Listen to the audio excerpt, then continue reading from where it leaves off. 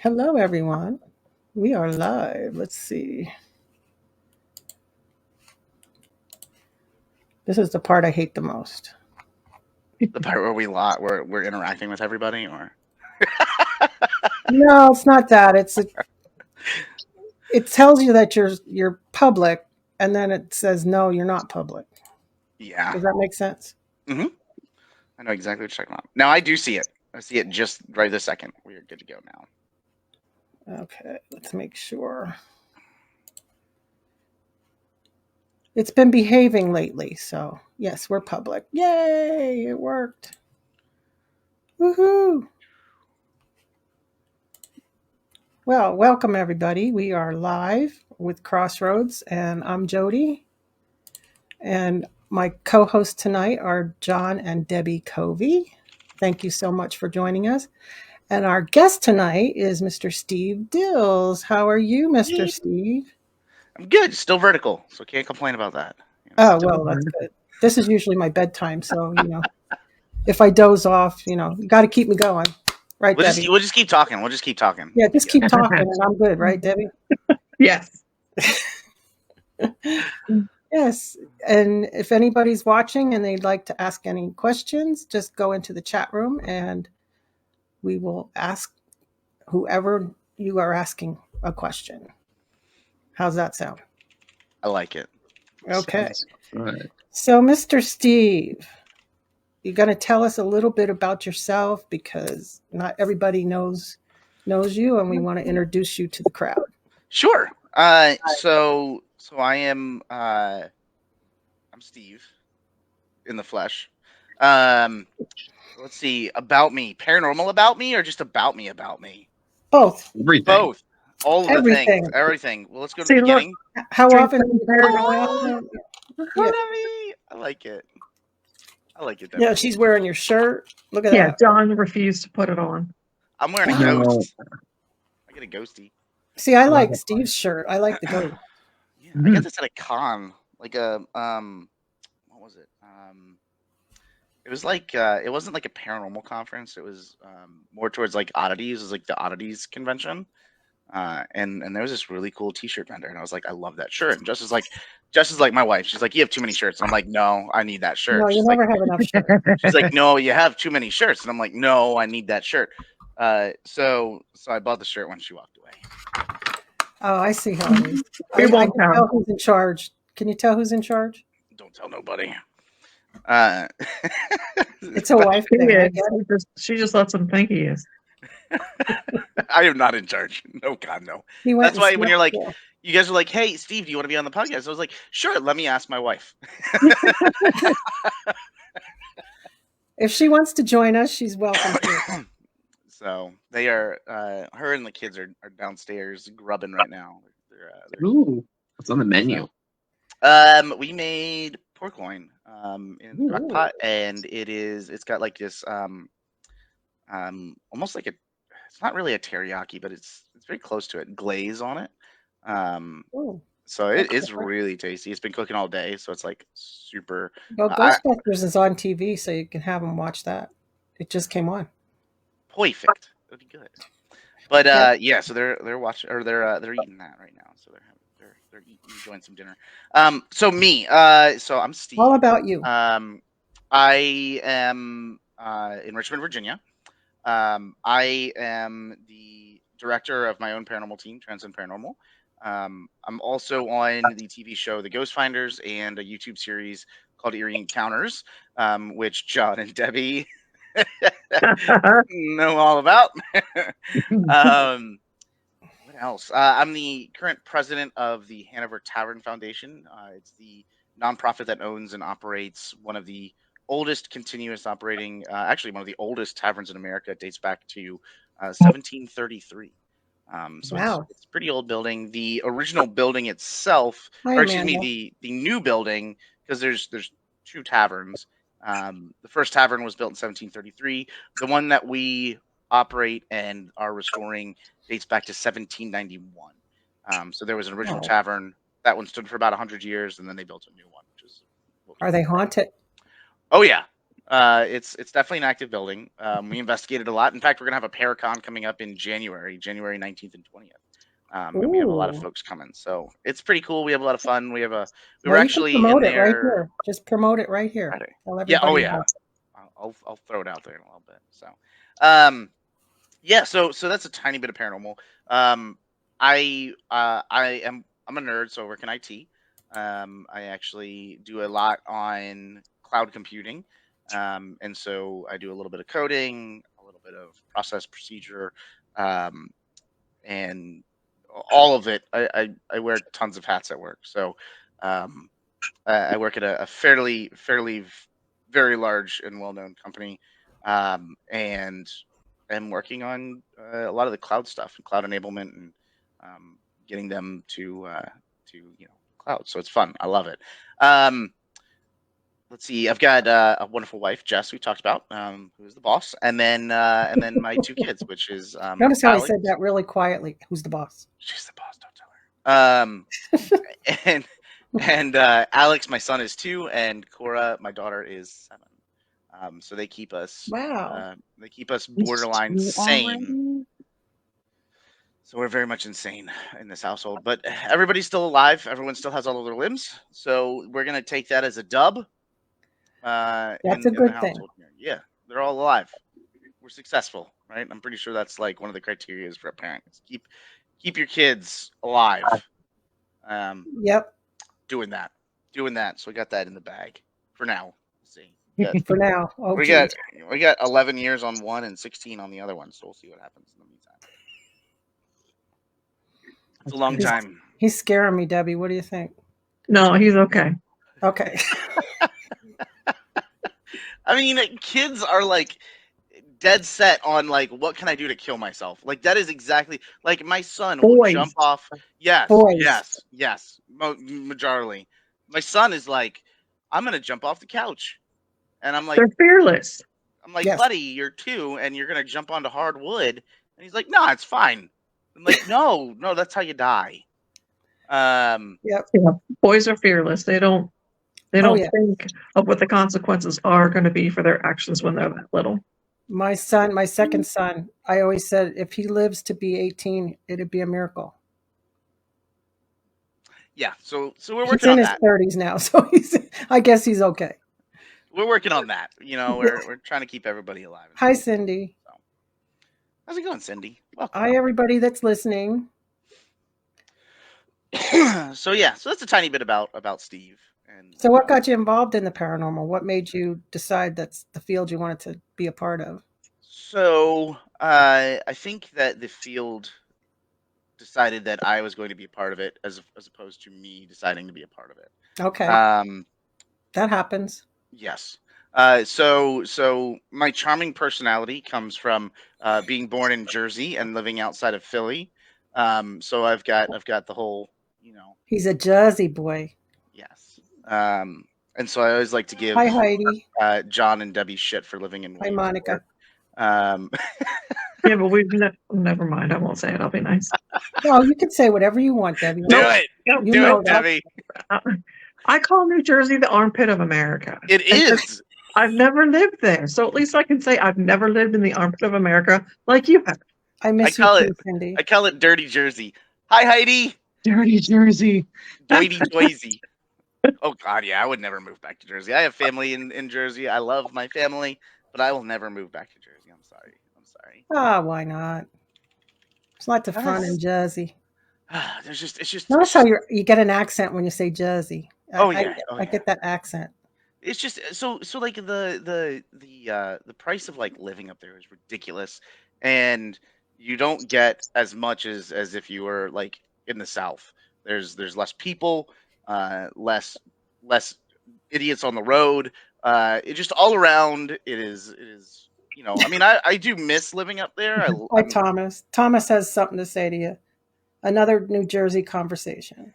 Yes, Thomas, we're back. And we're doing another Jersey combo. So Amanda says dirty Jersey. That's accurate. It is. It's dirty Jersey. Dirty Jersey, man. So Jersey. See, he got that accent, that Jersey thing. Yeah, and when I go up there, I pick up the accent again. So I gotta be careful when I come back down. But whatever. We're not going to talk about picking up on accents. Mom, don't say anything. Oh, he's throwing you out there under the bus there, Debbie. No, No, he's it's me. Oh, he's you. the Okay. one that gets like a Louisiana, Any New Orleans accent for no New reason at Orleans all accent. whatsoever. Oh, you'll fit anytime right in then I if you go down there. no, I've never been down there, so it doesn't make any sense. I've never been down I've there. never been. Why? How do It you would think? make the no sense. accent. But I um, just watch, think he like- hangs around Jeremy Leonard too much, and then he gets his slow Yeah. New Orleans accent going on. I'm like, what are you doing? Did you just make him watch Princess and the Frog nonstop as a kid? No. I miss you No. too, Cindy. I can't wait to see you again. anytime that I go below West Virginia, it starts to come out. It started happening at the Oh, doesn't Strasburg that event. happen? Oh, that Every happened. time. The Strasburg event is like nowhere. Like that I is- know. that is- I know it's in Virginia, but it's like It's like as soon anytime as he knows he's there, It's as soon as because he you were knows close to he's in Jeremy. Virginia, it He starts. starts that accent. Yeah. Yeah, it's It because you were happened. close to Jeremy. That's why. there we Guaranteed. go. I went to it's gotta South be a running Carolina joke. and I started talking just like them. Uh-huh. I don't know. It It happened. happens. It happens. man. I didn't try to. It just happened. I think it happens to a lot of us who are empaths. I'm going to put that out there. Oh, A lot of said us he- do it. No, Keith is no. from Texas. Steve, Hi, Keith. It's a stretch. it's like as soon as the GPS girl says, I keep "Welcome to Virginia," you're like, "Oh, slow Southern drawl." Hey, Not my Shayla. fault. How are you? not my fault. Might be something Sheila. in the air, I'm like trying to share this, but I can't. but no. It's not showing up. Oh, there it is. So see, Keith is on. Hi, Keith. How are you? Keith You don't said have he an doesn't have accent. an There you accent. go. He doesn't have an accent. Let's Not hear at your all, accent, Keith. John.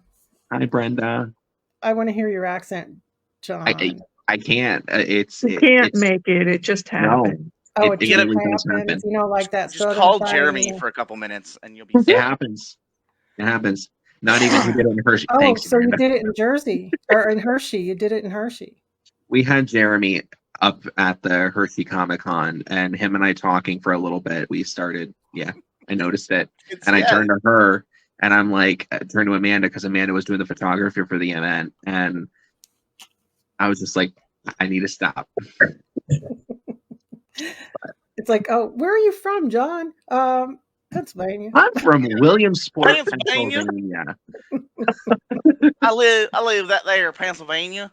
We speak that Pennsylvania accent. You just head on to Pennsylvania.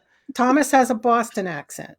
Boston. Thomas does have a Boston accent. No, it's Love Boston. How do we get into accents? We're supposed to talk about paranormal, right? Paranormal See, accents.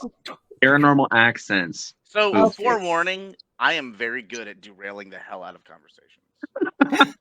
So, ADHD is going to have us going sideways. Oh, So we you're do gonna that all have the to time. We Got always to end keep up. us on track. I don't know where we end up half the time. Like, So, it just. and we do talk dirty on here.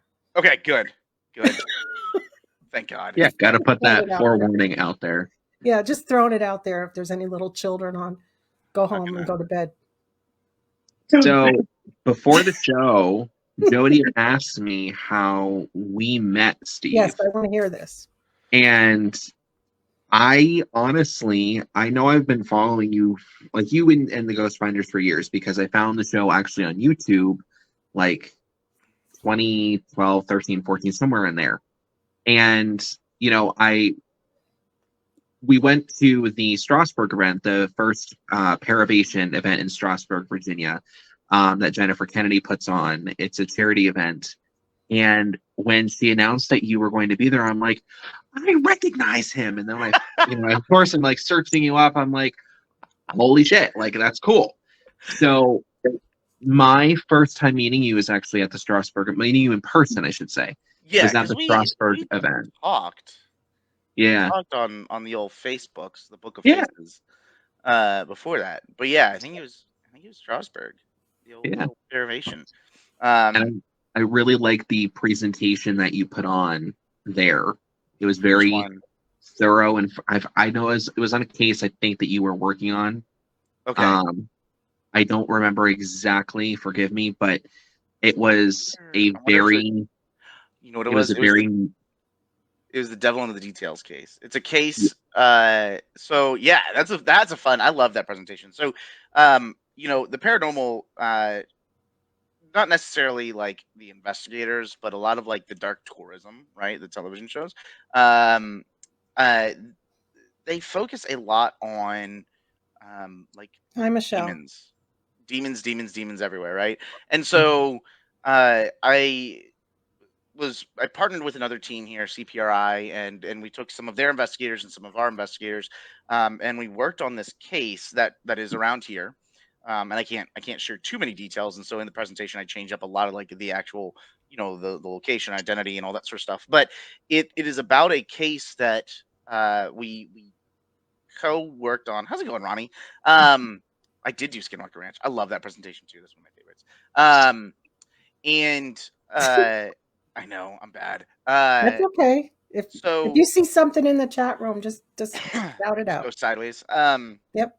So we partnered up to take on this case because this individual had already had a team into their residence, and they started off Hey, pretty John. heavy I miss in you. believing that, yeah, look, a squirrel. Uh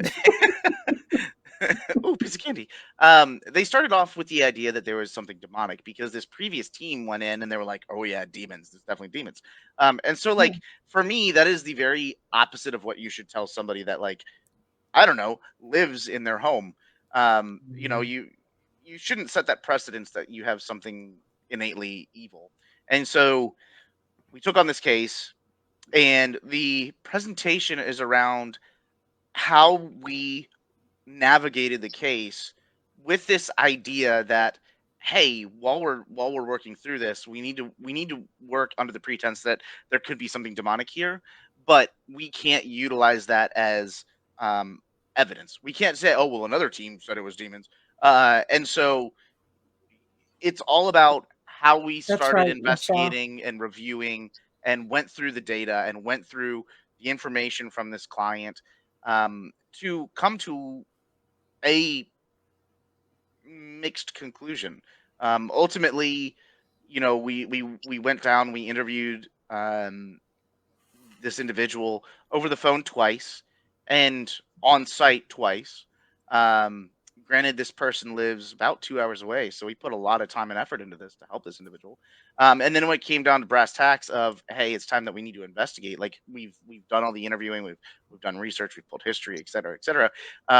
He denied us to come in and investigate. And so, Oh, it's one of these things that, as this case, as we unpacked everything and pulled and looked at everything from every side, we found a lot of almost treacherous statements where, there was falsified information, and then there was, activity that he's claiming, and other people in the house are claiming. But on the flip side, it changes every time, and it's just this really interesting um, dive into the case. And at the end, like, was there something demonic? Was there something, you know, else going on? Was this, completely natural, and because of, maybe other things going on in the home? Could it have been environmental? Could it have been, something in like the home itself, like mold, mildew, etc.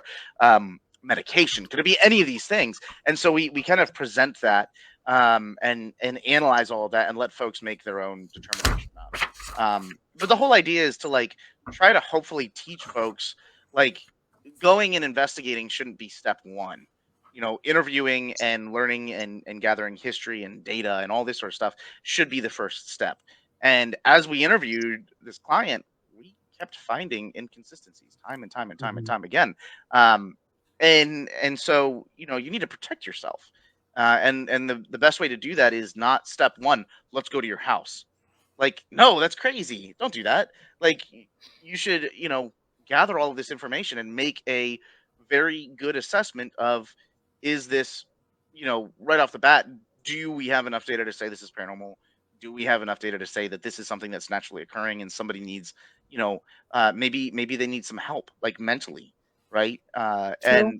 even in the state of Virginia, I will tell you, like, if you go into a case and you investigate, and um, coming out of that, somebody there has, extreme depression or anxiety and whatnot, and they end up harming themselves because of that case or an outcome of the case and investigation, you as a team and the individuals there are liable for that. And a lot of people don't realize that or fail to acknowledge that, and that puts a lot of folks at risk. When you are walking into somebody else's home, you need to understand the consequences and what could go wrong, not just paranormal, but normal. Mhm. So that whole presentation is kind of around that. It's not just, devil in the details. Let's see if there's something demonic here, but how do we safely progress through something that could, first off, if it is demonic, negatively impact your life in every single way. But secondly, make sure that the client has the expected outcome that they're looking for, and to make them feel safe, right? Like, hey, Right. you got a demon in your home. Hey, listen, we're gonna go home now. Um, we'll see you. We'll see you later. We'll see you next week. Let us know if anything crazy happens. Have a good evening. Like that. That is not what you want to tell somebody. No, and you don't want to tell them right off there's a demon in their house. Nope, and that's what happened. This team that apparently went in, they didn't interview. They went in, investigated, demonic. We're out, and I'm like, that's not how you do this. That is not, no. Mm-mm. And I feel like everything that you explained, not only in the presentation, but even just here on the live, I know there are a lot of people actually watching, and a lot of them are investigators, and a lot of them are people who do this sort of thing to either help people. I know that Michelle had said, sadly, a lot of investigators claim it is a demon more for attention, Yes, clout, and views. And Exactly. and in 100%, Michelle. today's day and age, with all the streaming services that, TikTok, everybody is trying to put out so much content that it's that attention grabber. It's just like that Yeah, first line of it's a regular book. sensationalizing, right? And they're And trying to be popular and they're trying to be famous. Yeah, it's very And it's wrong. You don't do that. That's not why you're in this field. and I think that presentation set a really good Hi, Kristen. example on what to do from a real, and I'm going to say this, a real investigator standpoint. Yeah, Thomas just said clickbait. It's the same thing. It's like you have those, the thumbnails that you see on YouTube to get you to click on that video to watch it. And it's so important for us to understand that everything we do, everything we say, everything affects somebody else's lives. It's Yes, almost it like, does. and I hate to say it, it's the same thing. Like for me, when I have somebody, for example, book a private reading, I have a full disclaimer on my website stating that all the information is to not be used in place of any sort of licensed professional in whatever Yep. field. Because while my information that I'm intuitively receiving may help you in your life, you have the free will to make that decision. Yep. Mhm. Other people who don't have that, and I hate to say this, but individuals who don't grasp the concept of what you say and do can affect others, just walk in, like you said, and say, oh, you have this, bye. But you have the mental, the physical, the psychological, the You're right, emotional, Keith. the everything that goes into it. It's truly important for, in order to take that next step, and I'm going to say this, I said this actually to Brandon Alvis, I believe, in a message, is that it's important to find the individuals who are wanting to expand and grow the field on a scientific level, not just on a shiny level. Does that make sense?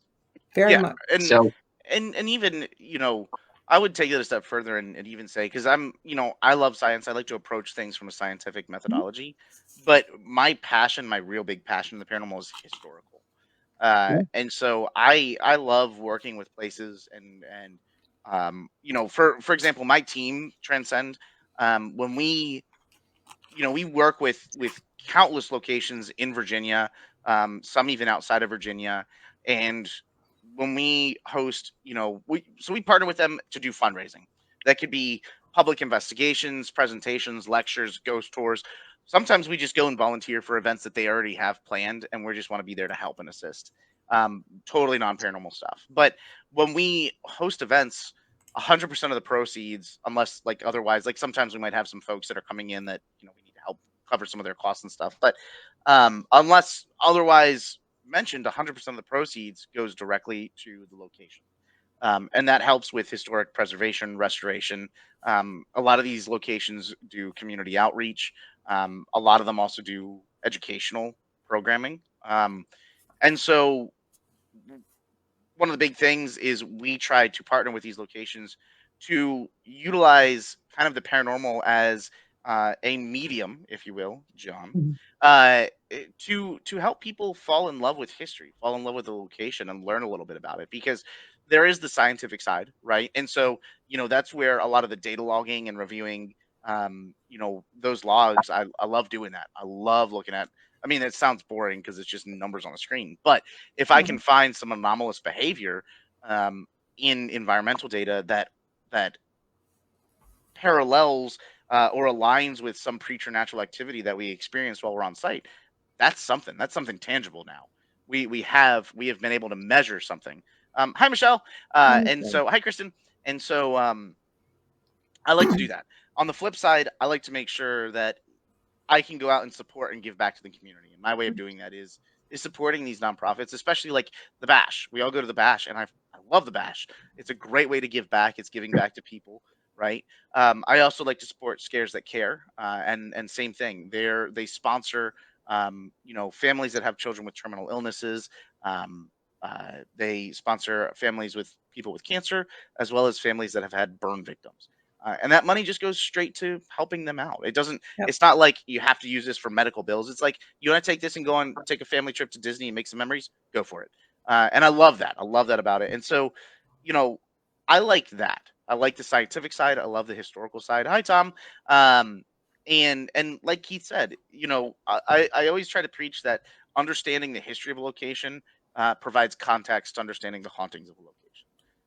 Without one, you are missing a huge piece of the picture. Hi, Roxy. From the other. How's it going, Roxy? Good evening. If anybody has questions for Steve or anybody else, please put them in the chat room, and we will gladly answer them for you. And I have So, to say, Steve, you had mentioned the Bash. Yes. Indeed, Jody wants to hear the story of I want our to hear the squashing. scene. Oh God, the Squeeching. Squatch Watch. Yes, I need to hear this Yeah. story. He wants to I hear was the at the Bash, story. You want and to hear I about didn't go squashing. the squatching? Yeah, John didn't invite me, and I was there. Listen, that was a last minute thing for Mom and I to go. This Oh, was I a see. very last minute thing for everybody. Okay, so here's the deal. We Andy, love He doesn't Andy to even death. know how to say it. He's like, Where do you begin with the squatching? I love both Marvel and Haunted Mansion. Where do you see the Haunted Mansion? Where do you see the Haunted Mansion? Oh, And so I do love Marvel. I love Marvel, and I love the Haunted Mansion. Who's your favorite Marvel character? Oh God, Deadpool. Deadpool.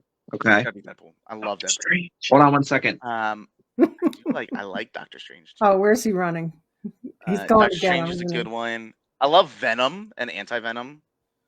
What is it? Let me see. Oh, there that's you go. Oh, I love it. Did you draw I that? painted this for a gift.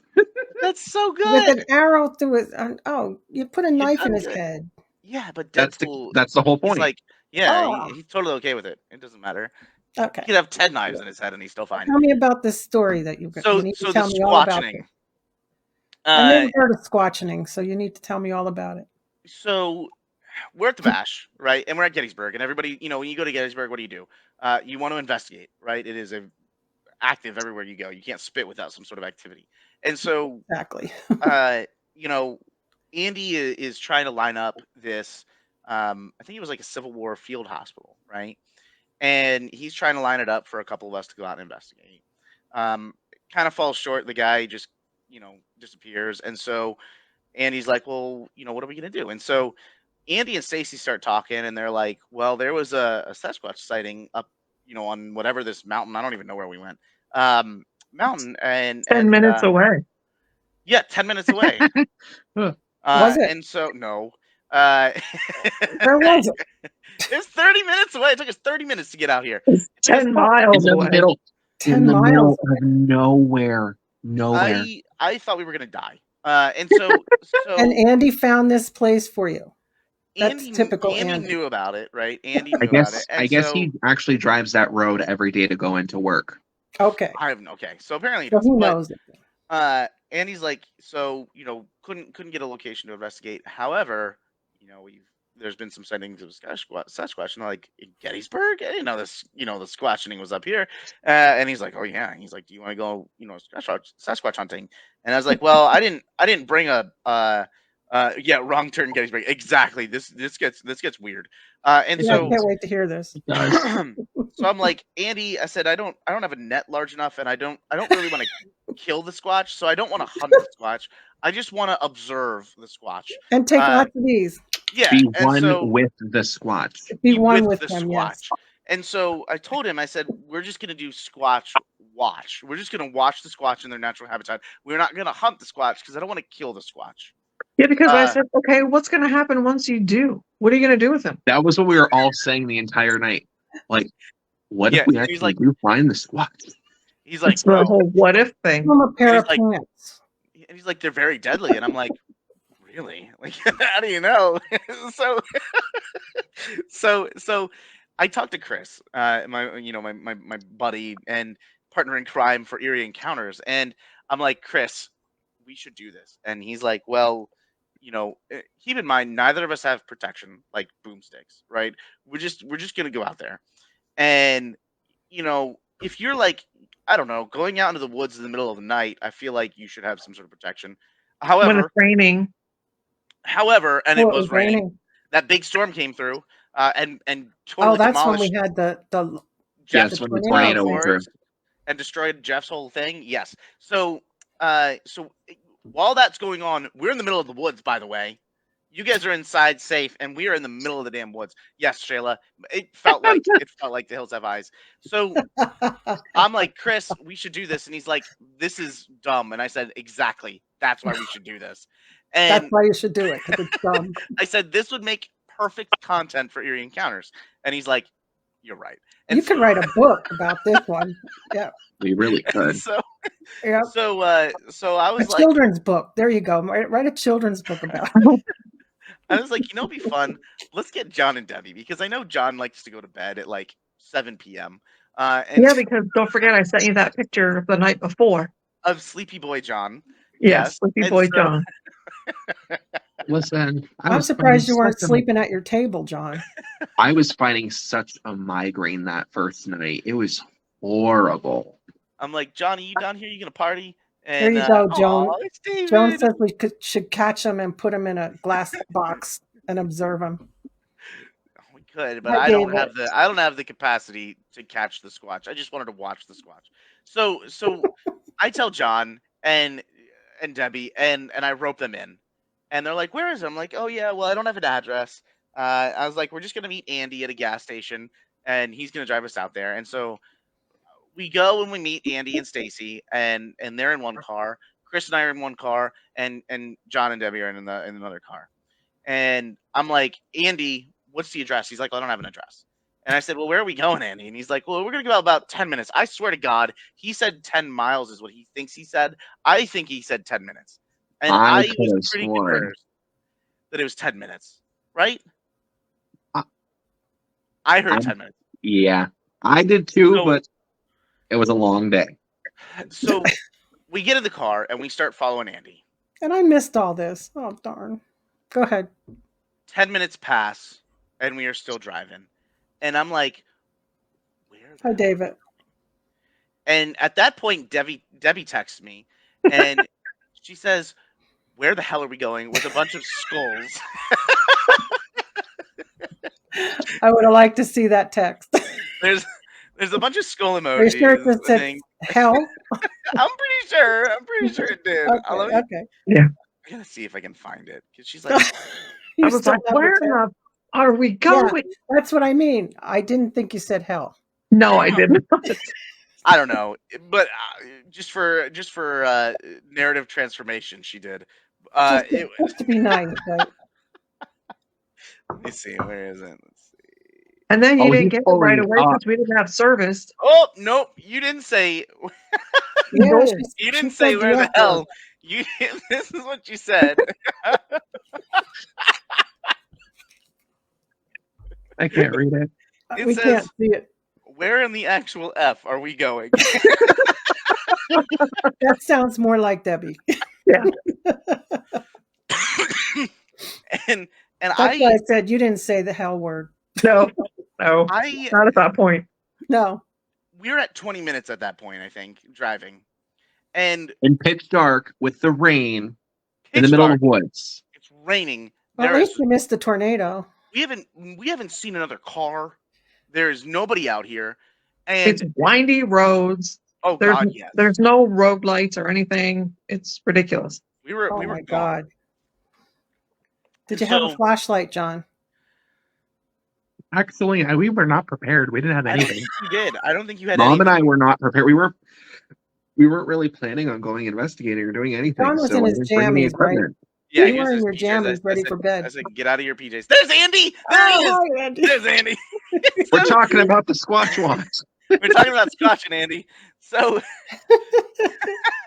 so at this point, right as quit Quit whining, whining, he said. right as Debbie sends this message, I don't receive the message until afterwards because we lose signal, Mhm. and I don't have signal. Chris doesn't have signal, and I'm like, Chris, this is how we die. No, I you didn't. I did. I know, Chris. This is how we die. I said, You see said- it in the episode. Oh, I'm you like, have an episode of it. oh god, yeah, oh yeah, it's cut. And I told I can't. I told Chris, I was like, I'm willing to bet that Andy is like has somebody up there already with chloroform waiting for him. Like, In the motorhome that was up there. yeah, there's a motorhome in the parking lot, and so I was like, either we're about to go on Squatch Watch, or we're about to lose like some body parts. Like I don't know, maybe he's gonna harvest a lung or something. Oh, So, you know, yeah, we did. We started hearing banjos. It was like Shayla said. It was like the hills have eyes. I was waiting for like a chainsaw or something. I don't know. And so we finally, I very specifically remember this. At one point, we stop, and we stop at like right before we get to an intersection, and I'm like, oh god, they don't know where we're going now either. Uh, and I was afraid. I was like, oh, this is bad. And so finally, they make the turn, and we get there, and we get out, and it is pitch black. There is a tent with somebody in it off to the side, and then there's like a motorhome concoction thing also in the parking lot. And I'm like, in the oh, parking okay. lot. Oh yeah. And I'm like, good, great, this is good. There's other people here. That's safe. And none, like, I had a pocket knife. Like, what is that gonna do? And so It's better than what I had. I had a whole You bottle would of have cut his nothing. bread for him. Yeah. nothing. And so, it's raining. We have no idea where we are. And I'm like, screw it, we're getting out, we're going into the woods.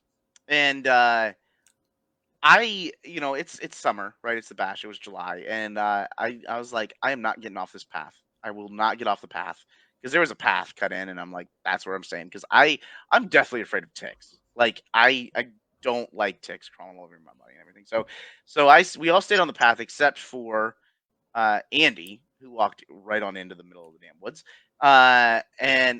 Chris and I did have our Oscar Mayer wiener whistles. So that we did, if we were getting attacked by the Squatch, we would be able to whistle for help. And so Yeah, we all need to hang out with Steve. I know. it's gonna get weird. Like, we're doing something. Steve and stupid. Andy. Andy's the one who took me there. And so we get out there, and we're walking down the path, and I don't know the first damn thing about squatching. Like, I have watched some of the shows. I know enough that like nobody's ever seen one, and all of the pictures that are out there are just the grainiest damn things in the world. So I'm like, okay, well, I think we'll be okay. Because Chris is like, what if we run up against a Squatch? And I'm like, well, either we're not going to live to tell about it because nobody has ever, that I'm aware of, talked about a Squatch attack. And then, or we're gonna, make friends and we're gonna be one with the Squatch. Oh, Like a little I'd love to see that. Squatch powwow. Little Right. kumbaya with the squat. With the Squatch. Get some hot dogs and And Yeah. and so we get out there, we get out of the woods.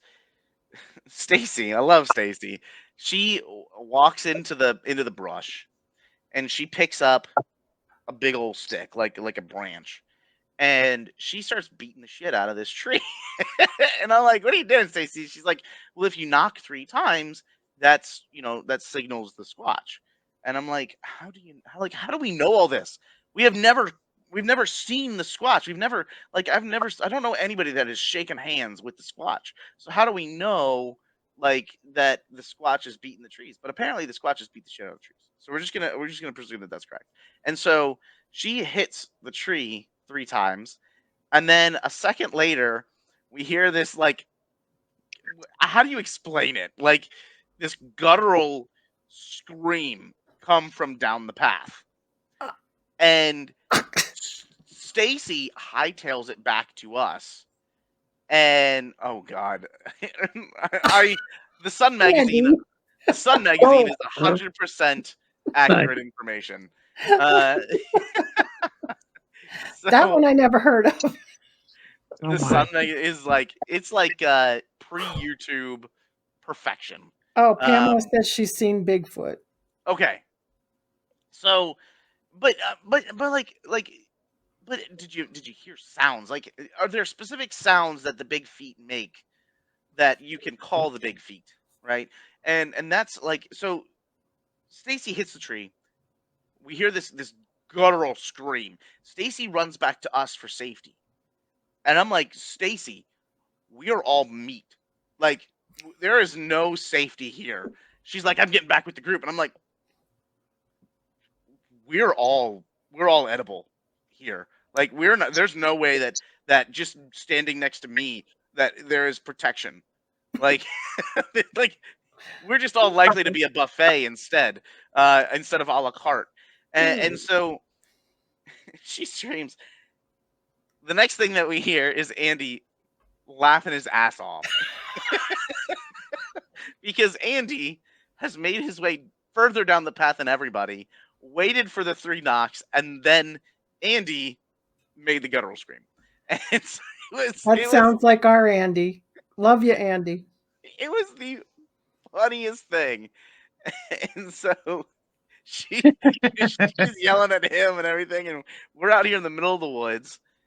Don't know anything. Oh my god, and it's raining. Oh man, it was great. Yeah, well, Andy, and Al scared the crap out of you. Yeah, okay. Sure, Andy. Yeah. Didn't you see that guy at the New Jersey Paracon talking about Bigfoot? They have a show or something about Bigfoot. Oh, I think it was Ronnie. Yeah. My sister loves Bigfoot and loves the guy that does the show. So we had to go sit and listen to it. I like Bigfoot. He's, world's best hide and seek champion, right? But I don't know. It's one of those things that you throw it up there against ghosts and other cryptids and aliens and UFOs, and it's always these grainy ass pictures, right? Like, there's never anything that's like super duper concrete. You get that one guy that's like, yeah, I've got a Sasquatch head that I've had in my deep freezer for years, and he pulls it out and it looks like this paper mache thing. And I think it's just one of those things where it's like, I don't know. Like, do I believe that there's other species out there? Yes, of course, I do. I do believe it because we're still identifying species to this day. I just like to know where they live. Well, that's the thing. Like, if you have a humanoid creature, right? It is probably some sort of sapien, right? So it's probably related. And you've got to also keep in mind that a creature like that is not cooking its meals, right? And so when you have nomadic humans actually pre-nomad. Like, what's the term for the species before Homo sapiens? God, I'm gonna look it up. I am not the sciencey person. That is Mom. Mom, you better bail him out. Yeah, but that's history too, and I hate history. So Oh God. Yeah. sorry, and- Steve, you're on your own. No, you're fine. Neanderthals. So Pamela you've says got, Bigfoot's alien related. could be. It very well could be. And so you've got Neanderthals, right? Neanderthals are a precursor to humans in a lot of sense. And the reason that humans had such advancements uh, in the way that they did in terms of understanding and creating language and fire and all these things, we started cooking our food. And because of that, it took less energy from our bodies to break down that uncooked raw meat, right? So in that sense, we have a lot of time and energy. Yeah, they did. They coexisted for a little bit. In fact, there's a large portion of the population that has like 1% Neanderthal in them. And so what I'm saying is they took a lot. It takes a lot of energy, right? Wow, We Andy. cooked a lot of our food, and so we don't have to exert that much energy. Something as big as Bigfoot is going to be consistently hunting, right? You see that in a lot of the big cats. For a large portion of their day, they're hunting down big meals, and so you would presume that if there was a Bigfoot in the area, that you would probably see a lot more of like missing cattle, dogs, animals, humans, and then you'd find remains, but you don't, and so that is my biggest thing is from a just from the sense that they're going to consume a lot because they are large, and larger the animal, the more that you need to consume to keep that energy up. I don't know. I don't know. Could it? Yes, 100%. Well, 100% could. Kathy, if you want to go on a Bigfoot trip, go to the Bash next year and Come to the they'll, bash, they'll Andy. We're take doing you. it. Doing it again. We'll have the Squatch Watch 2.0. With Squatch watch. video. We got to have video going. The squatch. The Oh, squatch watch. The squatching. so I put up the episode of the Eerie Encounters, the Squatch Watch. Go and check it out once you're done watching the show here. It is freaking funny. And then the weird part, every fun time has a serious moment. We did. And the weird We ran into part some weird was stuff. that place. Now, that was one of the very first times where not only myself, but even Stacy and I think Mom and Andy were all experiencing elemental energies, or if anybody knows of the Fae. They are very interesting elementals. So for those who don't know, you can go and check them out. I'm assuming there is a bunch of research you can find on what the Fae are, but basically it stems a lot from Ireland. It stems a lot from that sort of culture over there. And it's interesting to experience that in person because they are little balls of energy, but we, as intuitives, we all can experience it. We see them as little balls of light. So we were seeing those all in the trees. Now there is Are you really? Wow. there is zero light anywhere. No, There's there like was no light nothing out pollution. there. There was no lightning at the time. There were no lights from cars driving by. We were deeper into the woods, and we were like maybe 300, 400 yards from the nearest road at that point. We were far in, like So unsafe far, like right. But no, it was cool. And then we're going through, and I said right from the get-go that there was a male energy that was following us.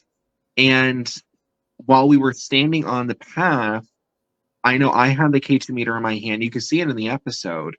But I was asking questions, and I think Andy had the spear box going at the time. I'm not entirely sure. I don't remember.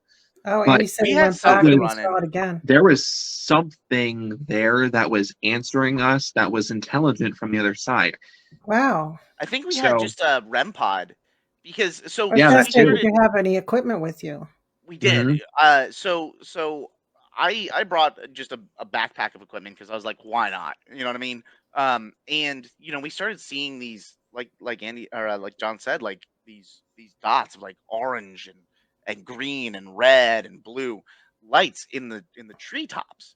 And That there is was so there was cool. nobody out there, and so we started seeing that. We started hearing some stuff around us, and then at one point we saw what looked like a lantern walking down the path coming towards us. Are you serious? And Was so anybody there? that's what I was like, this is it, we're dead, this is how we die now. And so you know we kind of all huddled together because like whatever, and like that was going to keep us safe, and we cut off our stuff, our lights and everything. We just got Did you quiet. all scream like babies?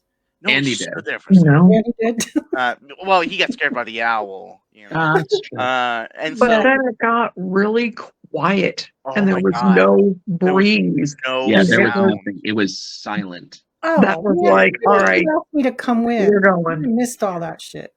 This was like a last minute, I like know. but so we were like, we're hearing Okay, the Andy. sounds of the forest and everything, and then it just gets dead quiet, and we hear nothing, and it was great because John said, he's like, it's eerily quiet, and I was like, thanks, John. This is going on Eerie Encounters. When you have And I silence did not even mean it that way.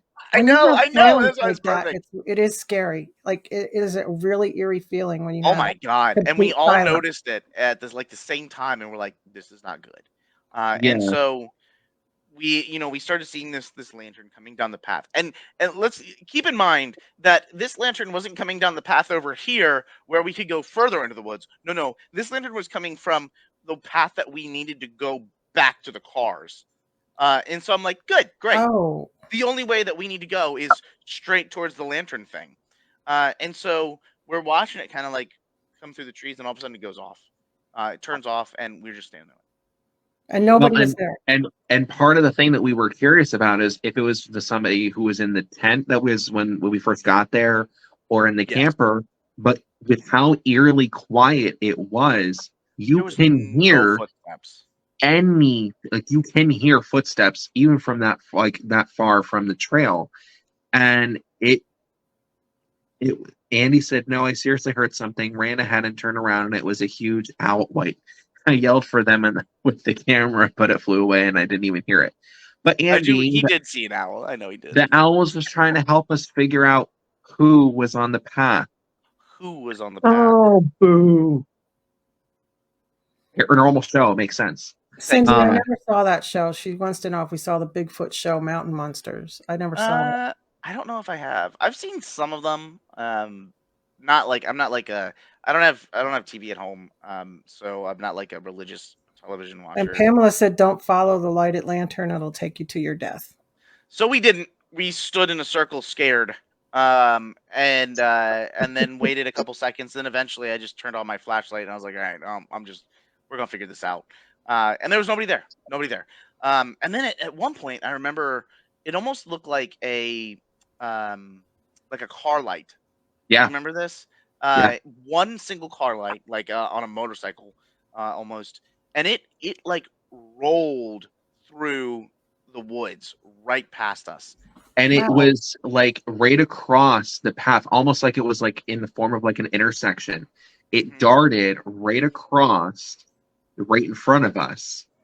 And I remember seeing the reflection of the Wow. light on the trees as it was passing by, but it was dead silent. There was no sound to whatever that was. I have no idea what it was. It was moving fast like it was a vehicle. And remember, we were like we were hundreds of yards away from the nearest road. Oh yeah, it wasn't a car. Way. There's no way. And then we didn't hear any vehicle. We didn't hear anything. We just saw that.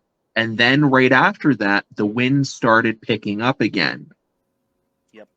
So We're like, peace out. We're done. Yeah, and then at that point, we're like, all right, time to go. We're getting out of here. Like, Kathy's joining you next year. But- You got to go to the bash, though. But you know what? Andy got us covered. He did an offering. He threw out some Reese's Pieces. He did. Ate a couple and then threw some out, and then I ate a couple and then I threw some. Well, I'm sure the Sasquatch really enjoyed that. So, but it was Someone fun. here is I mean, possessed by an owl. Ooh, I didn't. wow. I like it. Thanks, Joan. I always like to tell people that. Did you I get think it, it's Jody? Andy. He's possessed by the owl. No. Somebody Who? here. Somebody here. One of the four of us is possessed by an owl right now. Do you know which? No, it's Andy. You gotta ask. Andy, I'm coming next year. Thank you, Andy. John already did. I know he did. He asked who. That's the joke. It's a joke. Yes. One of us is possessed by an owl. Who?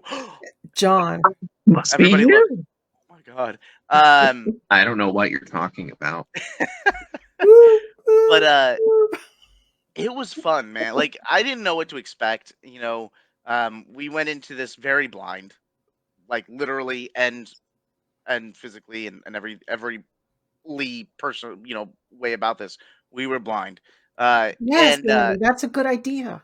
we should the annual Gettysburg And Battlefield charge people Batch for it, and then you can, watch. Squatching event.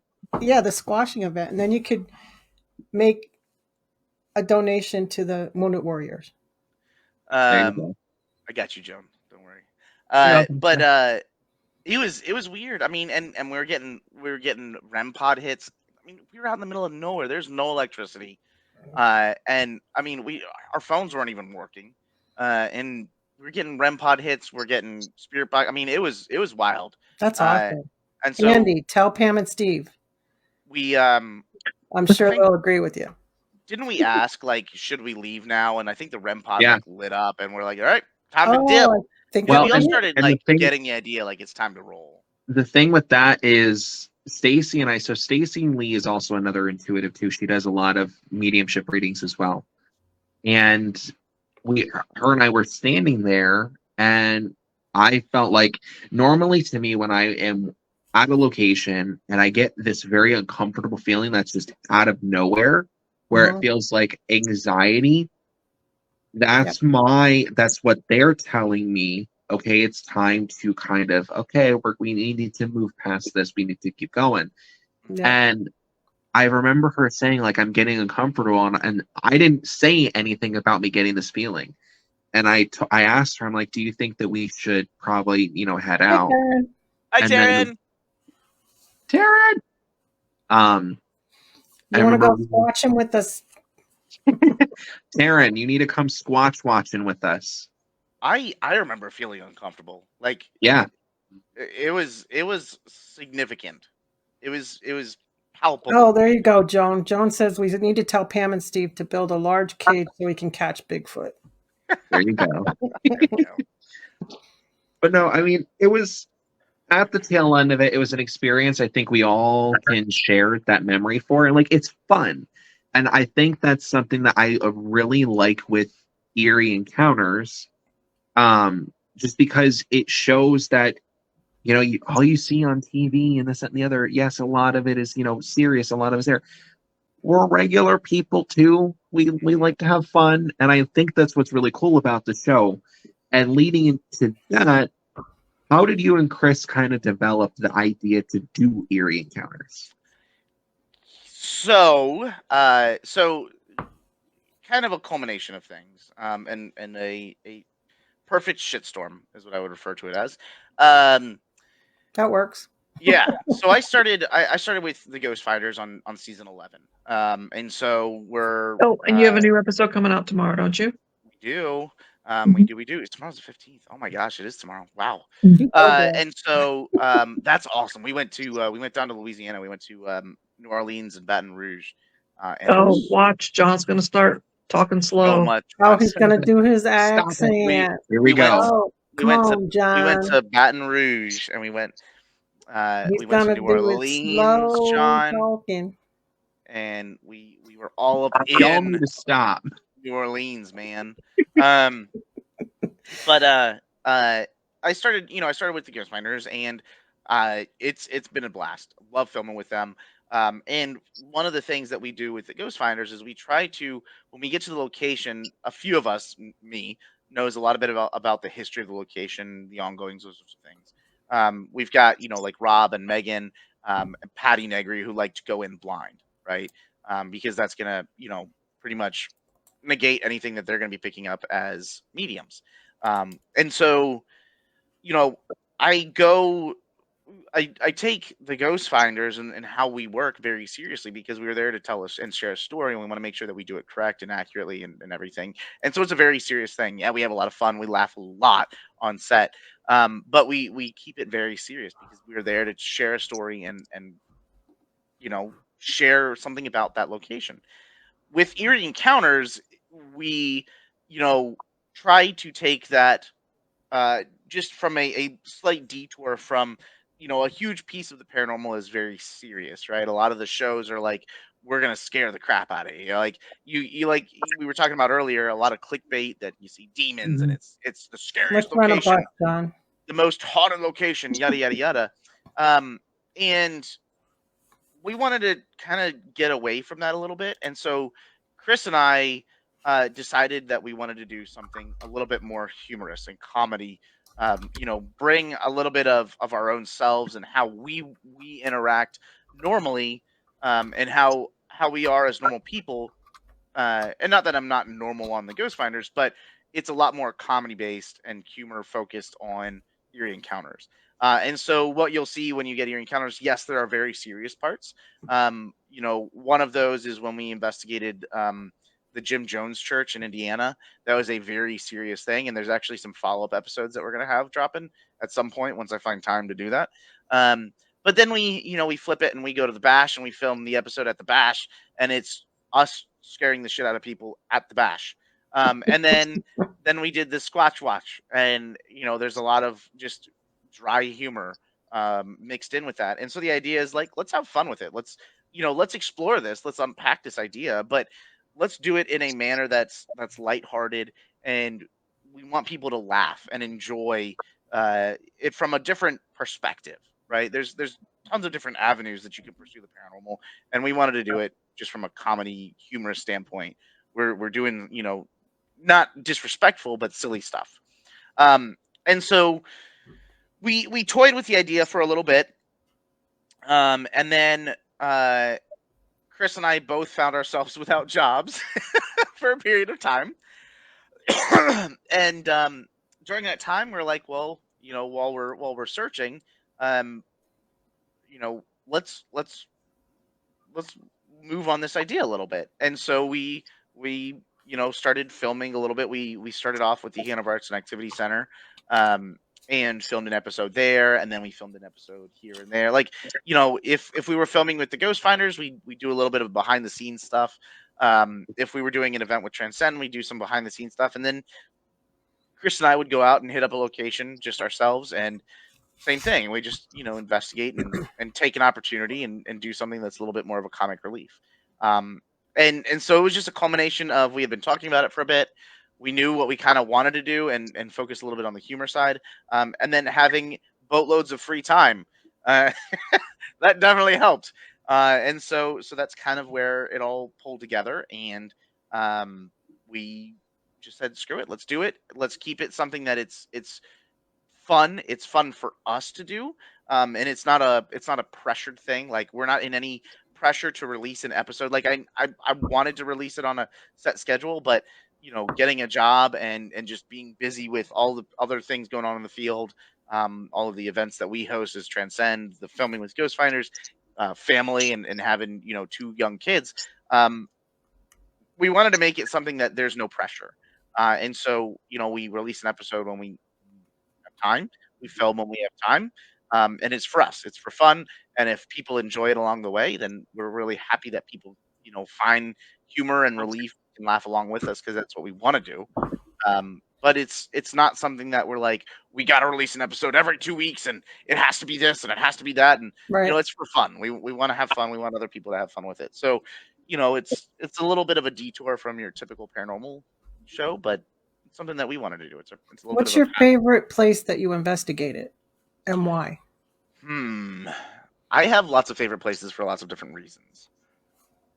It sounds like a Brian Murray, Michelle Stratton answer. Is that the answer they That's give? exactly what they said last time. That's funny. That's too funny.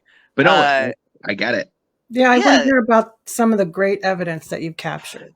So Yeah. That there's so many cool locations. Like I could say, one of my favorite places is the Hanover Tavern because, biasly, I'm the president there, and it is my Oh, second home, right? So like, I love the tavern. It's the historic home that I'll never own, right? Because they are black pits of money. Um, I love Henricus Historical Park. We filmed an episode of The Ghost Finders there, but it's the very first historical location that we investigated, and we've been investigating Henricus for over a decade now, 12 plus years, oh, and we just keep going back and building context around in the location and the experiences that we're having. Um, Other places going outside of that. Um, one of the most active and enjoyable, just ridiculous amounts of activity, um, was Sweet Springs Sanatorium in West Virginia. Uh, oh. I've been there twice. We filmed for the Ghost Finders. It was the very first episode I Sounds filmed like with a the good Ghost place, Finders. John. It is really, really cool. The activity there is ridiculous. Wow. When we were there, Were you there, John? oh, hell yeah, Mm-mm. Shayla. Thank you for coming. Okay. Appreciate it. And what's it No. called again? Sweet Springs. Sweet Springs Sweet Sanatorium. Springs Cindy Harper. Sanatorium. I'm writing Cindy it down, Harper is your John. person to reach out to. She's great.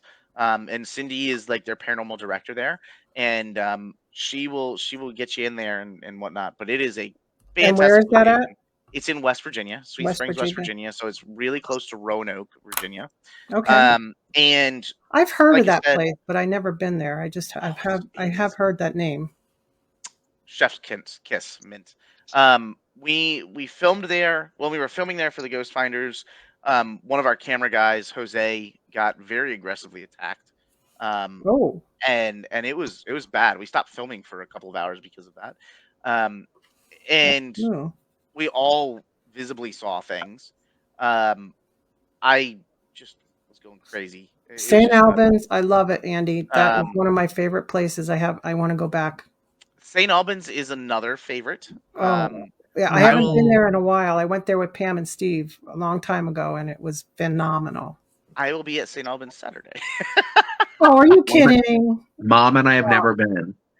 Oh, I love St. Albans. St. A's oh, is so Steve, you're cool. making me jealous. Now stop it. He's rubbing it in. Do you see that? He's rubbing it in. I am excited to get back to St. Albans. I love St. St. Albans Albans. is great. I love that Um, place. Marcel, who runs the location, is fantastic.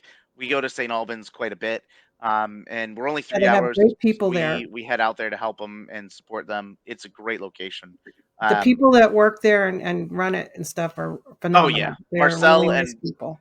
Marcel and her team are great. And they're very welcoming. They're great people. Okay, we're all And in, right, John? John and Debbie. We're going to St. Albans. come on down. That But is almost a 7-hour drive. It doesn't matter. It's great. It's worth it. And you could stay there. There's a place in the building, like off to the side. They have a used to be they place you sold could it, sleep. unfortunately. That the Airbnb is gone. That was right next to it. Oh, so we have Uh, to find somewhere else to sleep. yes, but there's a True by Hilton there that's close by. That's really nice. Shayla, I Yes, know I I'm gonna know, be Joan. I will let you know, Joan. freezing. We went so the very first time I went to St. Albans, there was zero power except in one room in the building up in the King Center, and there was zero heat. And we decided that the best time to go was in like January or something ridiculous, and it was freezing. And so we went in and I had brought at that time I didn't have a mobile infrared lighting, like the deadlight that I have, and so what I did was I rigged up a infrared light, like a heat lamp that you would use like for um, like a lizard and stuff, and I brought an IR light that I could shine down hallways and Oh, really long good idea, extension Andy. cords so that I could bring it around, and we ended up not using the IR light for the camera. We actually set it up in the only room that had electricity so that we could get close to the heating lamp and try to warm up. So we would go out and investigate for like 20-30 minutes and then come back to HQ and just stand around the heating lamp for like 15 minutes to warm up again, and then we'd go back out and do another like 20-30 minutes. It was so funny. But yeah, I'm going to be freezing this weekend, and that's okay. But Yeah, he's St. just going to rub it in that he's gone to St. Albans. I'm so excited. I can't wait. But Sweet Springs, highly recommend Sweet Springs. I I I mean, have it written down because I'll the forget. activity there, I have never had so much activity in one night. Did you ever And go to Trans-Allegheny? I have not, and I'm dying to get there. It's on the I've been bucket there list. 3 times. It's phenomenal. Yeah, My every goal time is Jody rubs it in my face too. Yes, and I Here have we asked go. you to go, Now John. who's rubbing it in, Jody? I have asked you to go, John, and you couldn't go. how's it going, Chad? See, But I told you. See, don't even go there, John. I did ask you to go. it's a cool location, Sweet Springs. Yes, that place is. I had activity on request. Um, Cindy Oh, Andy said that gave if you are, tours. that's cool, Andy. I didn't know that. Andy, you're everywhere. Cindy, That's why I who love you so much. is the director at Sweet Springs, she told us that once they get familiar with you there, they will do things on request for you. And so, on the end of the first night that we were filming there, I had requested, "Hey, listen, can you do me a favor? Do you think you could slam one of these doors for me?" And I swear to God, within 10 seconds, one of the doors on the ward that we were on we didn't see it, but we heard it slam shut. And there is nobody out there. Sweet Springs is about 30 minutes, like basically a 30-minute radius around Sweet Springs. You will have no cell signal, guaranteed. And so, So we can't call anybody to come help us. nope. They have Wi-Fi once you get to the building. You're right, Cindy. But Hi, you Kathy. gotta get out. Oh, that's my mom. Hi, mom. Is that your mom? It is my mama. So yeah, so that's cool. St. Albans is great too. Lots of activity. And I love St. Albans. Like I said, it's a great spot. Some of the really cool places, I loved going down to New Orleans. Like that was like a dream come true. I've always wanted to go to New Orleans. I want to go back to New Orleans. I want to bring Yeah, my we want family to to New go down Orleans there now. and go to the But Myrtles. it's so. Oh yeah, I want to go there too. But That's it is on my bucket list. Yes, beautiful down there. Absolutely beautiful down there. we went to Waverly Hills. I got that off my bucket list finally. There you go. The Jim Jones Church was really neat. We were up there filming at the Randolph County Infirmary, and Dan, who is the owner there, was like, "Hey, listen, I've got a new location. If you guys want to head over there after filming, have at it." And turned out to be the Jim Jones Church, and it was very weird. The activity there was very freaky. That's another episode of Eerie Encounters, but I ended up I was co-host of my body. I did an SC session, and after that, it felt like there was somebody else like with me. It was as if my voice, my mouth was a microphone, and I was sitting in a chair next to somebody else, also using That's my really voice to talk. an eerie Um, feeling, isn't it? it was really weird. It's like you You step want out to know of what that's yourself. called? Possession. Here we go. It comes back around full circle from the beginning of the show. No, it's transmediumship. Yes. Oh, okay. I didn't know there was a word for it. It was very weird. And since then, I've been doing that more. And I don't know if the Jim Jones Church was just like the thing. Because I've had like if you guys have ever met the Connor sisters, um, uh, uh, they are psychic mediums. Bye, Bye, Andy. We'll see you again. Andy. I miss you, I buddy. miss you. I want to have you on the show again. So just let me know when you can. They've told me, Misty and Ashley Connor have told me that I've got like a little psychic-y thingy. You like that? You like that, John? Psychic-y. But Spidey senses. my spidey senses are tingling. But I've never really done anything with that, and so it's been weird because since the Jim Jones Church, I've had a lot of these things. But there were moments at the church that, well, because we were filming it, obviously for investigating. We're like, we're gonna film. There were times that I blacked out and I had no idea. Like at one point, I walked back upstairs by myself, and that's try not to go anywhere by yourself. That's a huge no-no. And I was just walking around this church, and I have zero recollection of that. But it's all on film, and it's very odd. It wasn't until we got back to the hotel and Patty started cleansing all of us that I like felt Popped out of it. some sense of normal again. But it was kind of like for a period of time after that, it kind of still every so often felt like I was co-host of Steve. We And had it that was happen to a very friend odd. of ours at White Hill.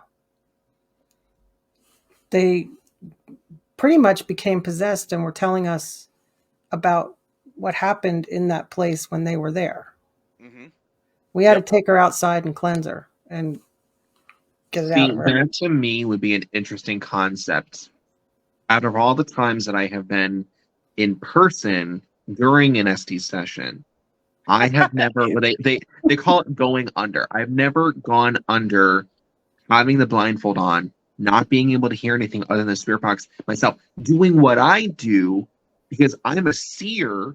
I can close my eyes, and that's how I focus in on a location to try to see if there's anything where I'm pulled to, where I feel. Having those extra senses basically gone. Could you imagine? Like that would just be a fun experiment to You want to try. try it. But I Yeah. wonder how it would go. You know? You want to try it. And It I wouldn't hurt find to like try it. for me, probably being ADHD, it helps. Like I can sit there and focus. Like Mm. it helps me I clear my head, and I am there in the moment. I am You're like right, you said, Anthony. I'm under, um, and that's. I mean, I don't know. I've been getting a lot of stuff recently that's not just location, but like loved one specific, like somebody Mhm. that's there and they want like the spirit wants to share a message, and that's Debbie, very you weird for can me. read things too, can't you? Yeah. Debbie, yeah. Yeah. I thought That's so. Steve. That's how it all starts. Yeah, I'm you sure got Mom it. can vouch for that. That's how it all starts. John got it Yeah. from Mommy. I'm gonna get me like a crystal ball soon. I'm gonna do it up. Where do you two want to go somewhere? Like what places are you drawn to, Debbie and John? I don't know if I could pick just one. Yeah, there's several that are still on my bucket list, but I know Louisiana is one of them. Yeah, I think it would be cool to go to New Orleans and figure out what we could sense there. And eat. Um, Food was so Oh yeah, good. I'd eat. Oh, God. I want to go to the Myrtles and I want to sleep over there because they always say people never finish sleeping there. They run. The Myrtles is no joke. Yeah, I heard that. Were you there, John? I was not, but that's I've heard so that's- many people that have been there saying how extra active it is in that one building.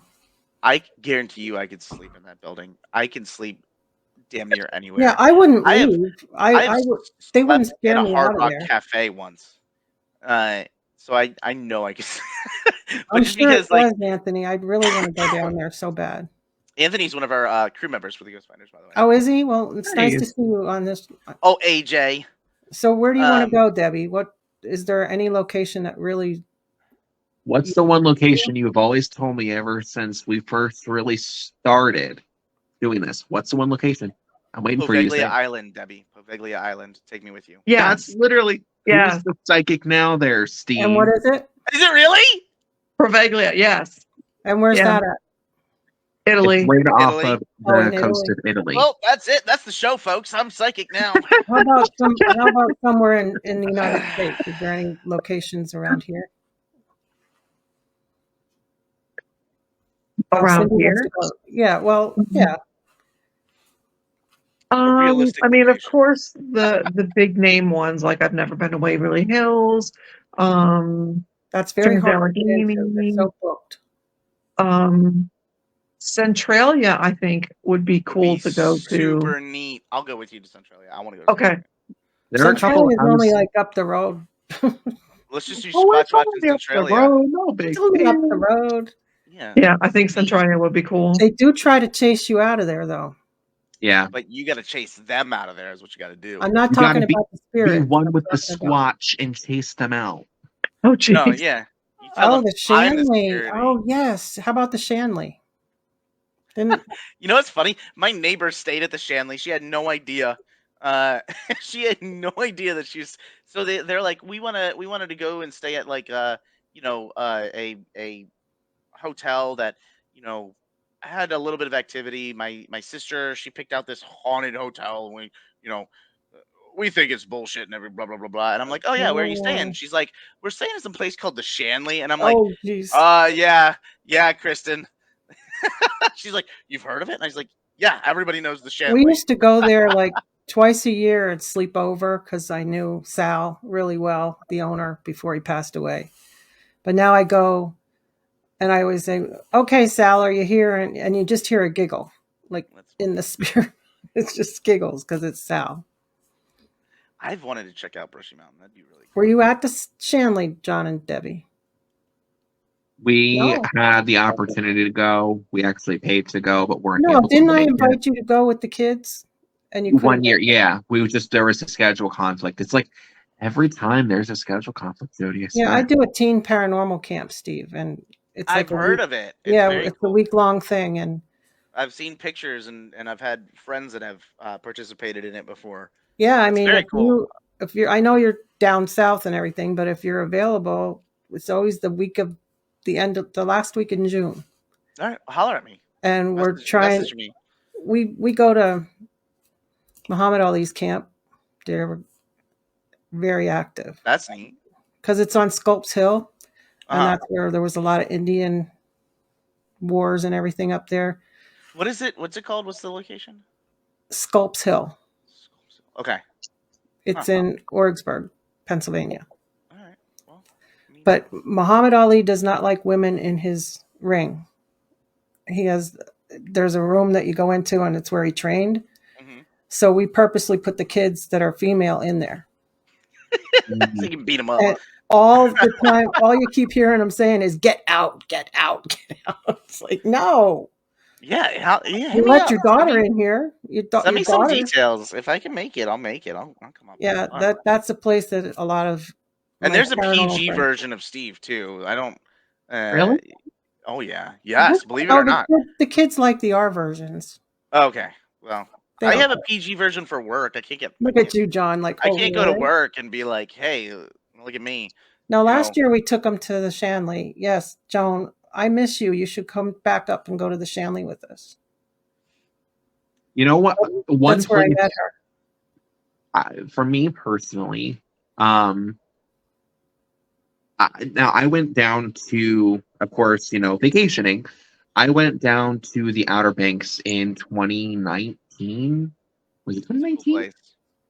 And we stayed in Buxton, which is right along Cape Hatteras. And while we were there, we went and took the ferry over to Ocracoke. Yes. If I had $1 million, what would I do?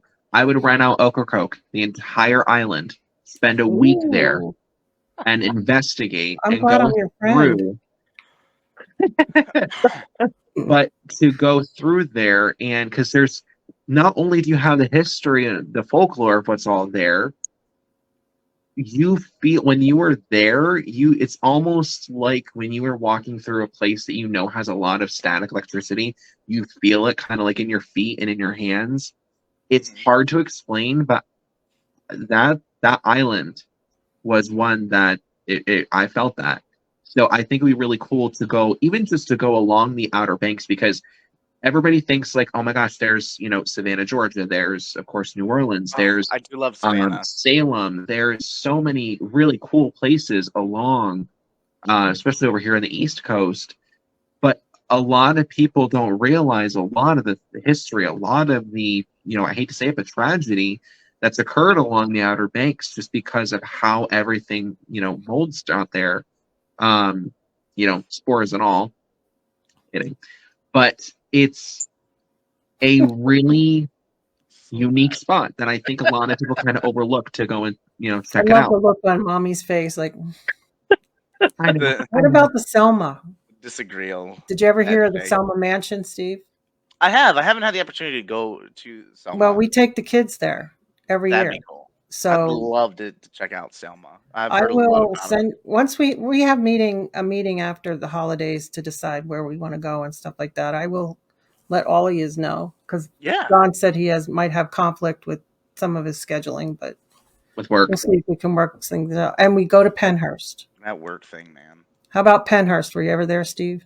I've not been to Pennhurst. It's another bucket list. Oh, well, I am one of those, like, you know, I want to get to all these locations, but I also don't want to miss my kids growing up.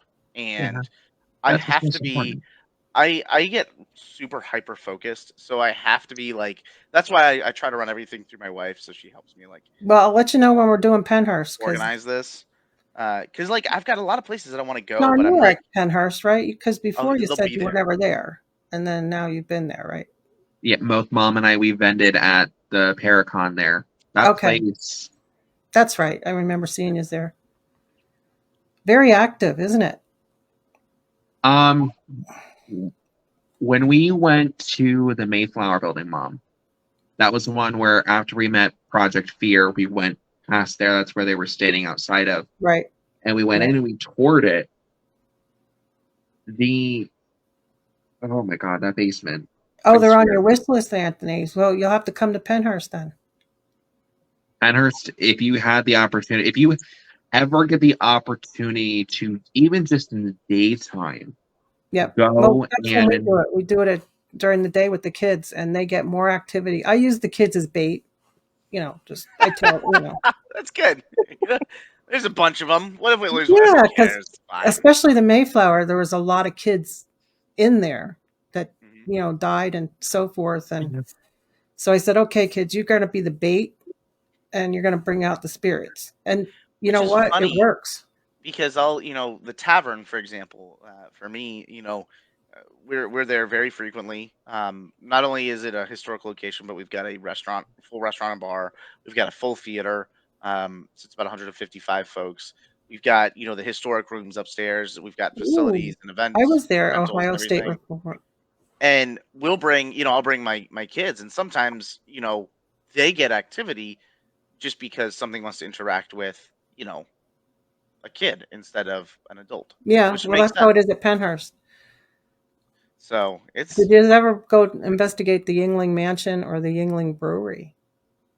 That was one of my favorite beers. So my husband worked there when I met him, but we got to investigate both. That's neat. And we took the kids to the mansion, and they got a lot of activity there, especially down in the basement area.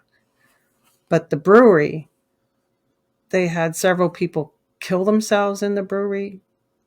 So we got, we pulled those people out to talk to them, and somebody hung themselves in there.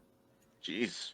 That is, that's I guess too much drinking while they're in there working, I guess. Yeah, you get EVPs and it's just like, I don't know what your problem is, Where?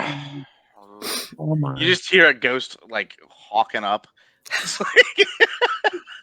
Hacking along. This is an EVP of a ghost throwing up. No, I will let you guys all know what locations. We always go to the Selma and we go to Pennhurst, but we're trying. I might take them to White Hill this year if I can get them in. That'd be cool.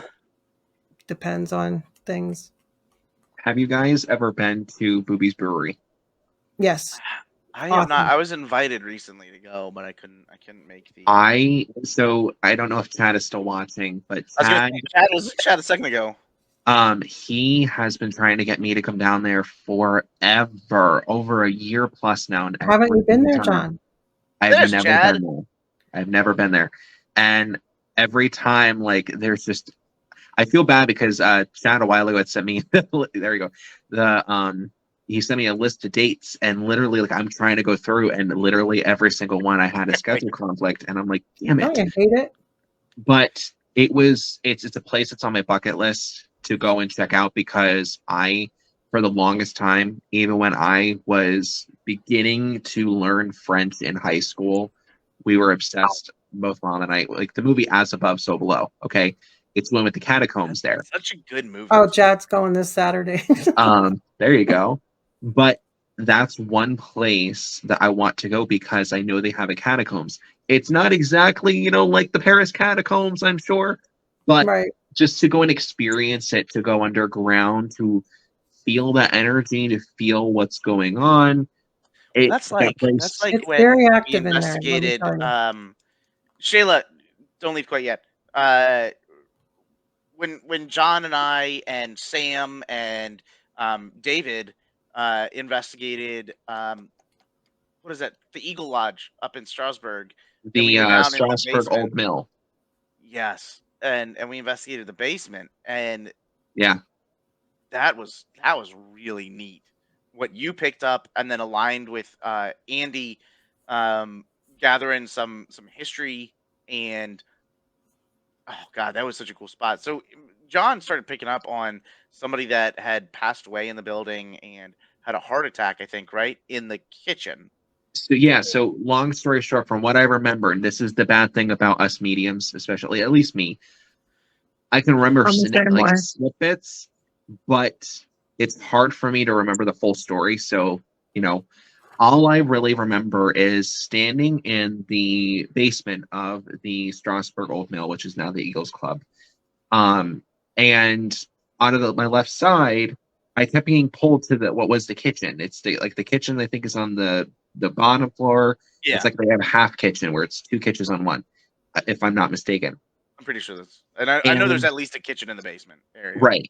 So downstairs. I keep seeing this man. He had a white t-shirt, dark pants, and I kept feeling like my heart was racing, and I'm like, he had a heart attack. He died here. Something happened. He did this, and I started describing, and I even said to Amanda, I said, I don't know, and it's it was really difficult because that feeling wouldn't go away. That experience wouldn't go away. So it wasn't until that Sunday where Andy had come over to my table and he sat down, and so we were talking about this, and he said that he had worked there for a long time, or at least he knew I think it was very like well. his sister or something that worked there, or something like that. Yeah. So I explained everything to him, what I was feeling. He's like, We don't know, Anthony. and I forget what the name was because I actually got the name, which I never do. No, I wasn't that. No, it was. Didn't the name come through the spirit box? Wasn't No, there a you name? picked up. I think you picked up the name. Okay. See, that's where I'm like, I don't remember fully. But all I'm really pretty sure remember. you picked up the name because we went into the basement and the fans were going, and Yeah. they had the lights from like the gaming machines, right? All that was going, and so there was a lot of noise, and it was towards the end of the night. Everyone was kind of tired, so we just went into the basement area and just kind of chilled. That's right. Okay. And we set up an audio recorder in where the mill used to be, because remember you crawled in there. Yeah, And we were like, that what was an happens adventure. if the spirits lock him in? But you had picked up the name, and Mhm. And I don't then remember what the name was. I don't remember, but we asked the staff, and we're like, did anybody pass away here? And they're like, not that we know. But it wasn't always the Eagle Lodge. It was a mill, Yeah. and then it became a restaurant. Yes, I think you got the name, So and then Amanda, hey, look, there's Brittany. I called Brittany in, summoned her. Um, Summoned her. and so um we asked them, and so it was a restaurant at one point, and then it was, I guess, at some point it was turned into the Eagles, right? And so um when Andy was like, yo, this is, it was a restaurant, so and so had worked there before. That sounds right, but I'm not entirely sure, Kathy. I don't remember. And it turned out that it was like It was the Andy's owner's son. Yeah. The owner's son had a heart attack. He was in there on like a Sunday or something, prepping a bunch of food, and nobody else was working. Nobody It was was just there. him. He had a heart attack in the kitchen, and when the rest of the staff got in much later, hours later, they found him still barely breathing, and he ended up, I think, passing away either when He the passed away EMTs at the got there hospital. or at the hospital or something. Yeah. But I mean, for all intents and purposes, he had a heart attack and he was laying in this kitchen for hours on end, Wow. barely breathing. They found sad. him, took him to the hospital, and he passed away almost immediately. But it was wild that we were getting this interaction, picking all this up, Well, and then Kathy said there was a young man energy by the fireplace. that sounds right. There was It's a young. hard. We'd have to go back. There As were I so filmed a portion of that evening, I think. John, Now- there's a question for you from Joan. can you see spirits? Not so much. If I am in a, so this is the funny thing. Mom and I were actually talking about this the other night. Inadvertently, to answer, yes. The other night, Mom had asked me. She's like, do you turn off your abilities? Is that how exactly you said it the other night? Well, I'm taking a class from Ken Boggle, and I love there was Ken. homework that we needed to do. And so I did my part, but John and I sometimes don't talk about how he sees things, picks up on things, if he turns it off and turns it back on, like what does he do? So I had said, you know, what steps do you take when you turn it off, if you turn it off?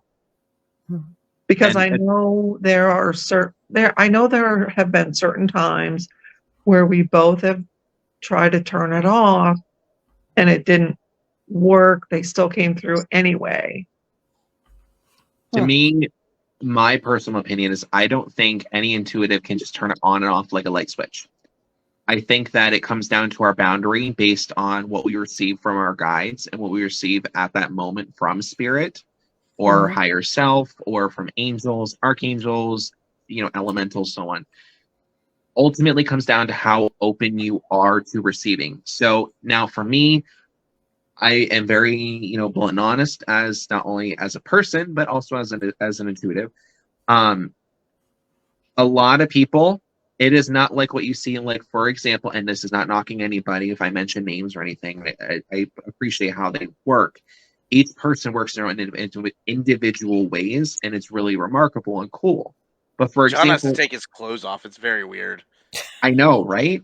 Usually people, how do I make money? People pay me to keep my clothes on. You look at the bash, and John's like getting ready to read, and you start saying, I'm like, John, pull that shirt down. Right? But no, for example, like I know Teresa Caputo, you see on Long Island Medium, she's always walking and picking up on different people's energies, different spirits are coming through all the time. For me, it's not like that. For a lot of people, it is not like that. Are there times don't worry where are there a lot of times where we will see things out of the corner of our eye? We like sometimes we get this nagging feeling like, oh my gosh, like somebody's here. 9 times out of 10, if I'm going out to eat at a restaurant, that happens.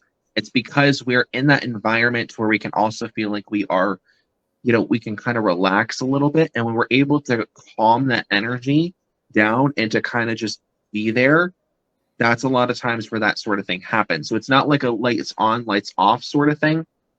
It's just we will always experience things at certain times. It's almost like the waves of, just waves. Ebb and flow. Every time we'll experience it, it's like that. So like for me, when I do readings, when I do private readings, for example, if I'm out and about and I do a reading for somebody, a lot of times I will see them as if they're standing either to their left or to their right. If you notice, a lot of times when I used to do my Facebook lives here, when I would do readings, I would always look off over here. And trust me, there's no script, there's no nothing over here. I am focusing in and looking over here because I'm listening and also allowing myself to intuitively focus on what it is that I'm trying to see. So a lot of times when I do sit down with somebody, that's how I see them.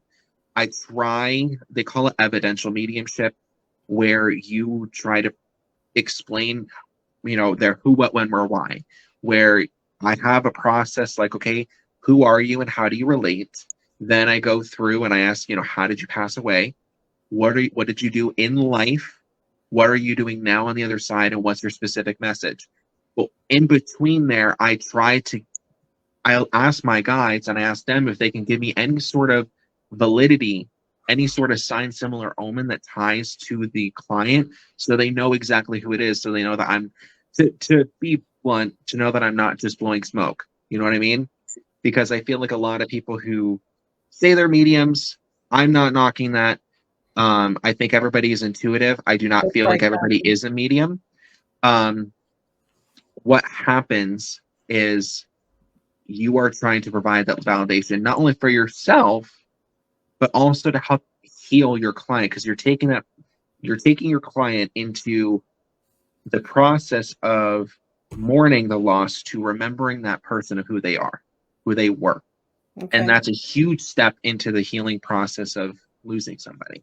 So, long spiel. I'm sorry for taking up so much time, but I hope that What- answered a lot of questions. Yeah. What's Amanda talking about? What's the place she was referring to in the? So that I was think the that's Strasbourg Old Mill. yeah, the Okay. mill. I like to imagine, John, when you're looking off in your live stream and you're looking off over here. I like to imagine you're looking at a picture, just a framed picture on the wall of yourself, and you just, God, John, do you do phone readings? It's a mirror. Actually, This is a mirror.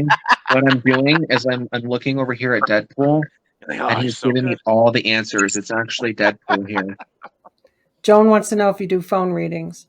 I I think do. you do them over the internet too, right?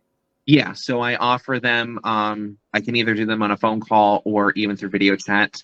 Put it in I- put your information in the chat room then. my schedule I do not have updated for 2024 yet. So That's I will okay. be announcing some reading times here in about like a month or two. So I will reach out to you and let you know. But put your information in there so people can Thank know God, Anthony. how to contact you. I want a reading.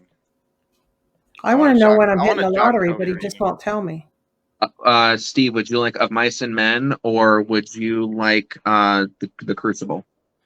Let's do the Crucible because I've read of Mice and Men already. Sweet. Gotcha. What are you going to tell me when I'm hitting the lottery, John? You know, like He's a medium, not a psychic.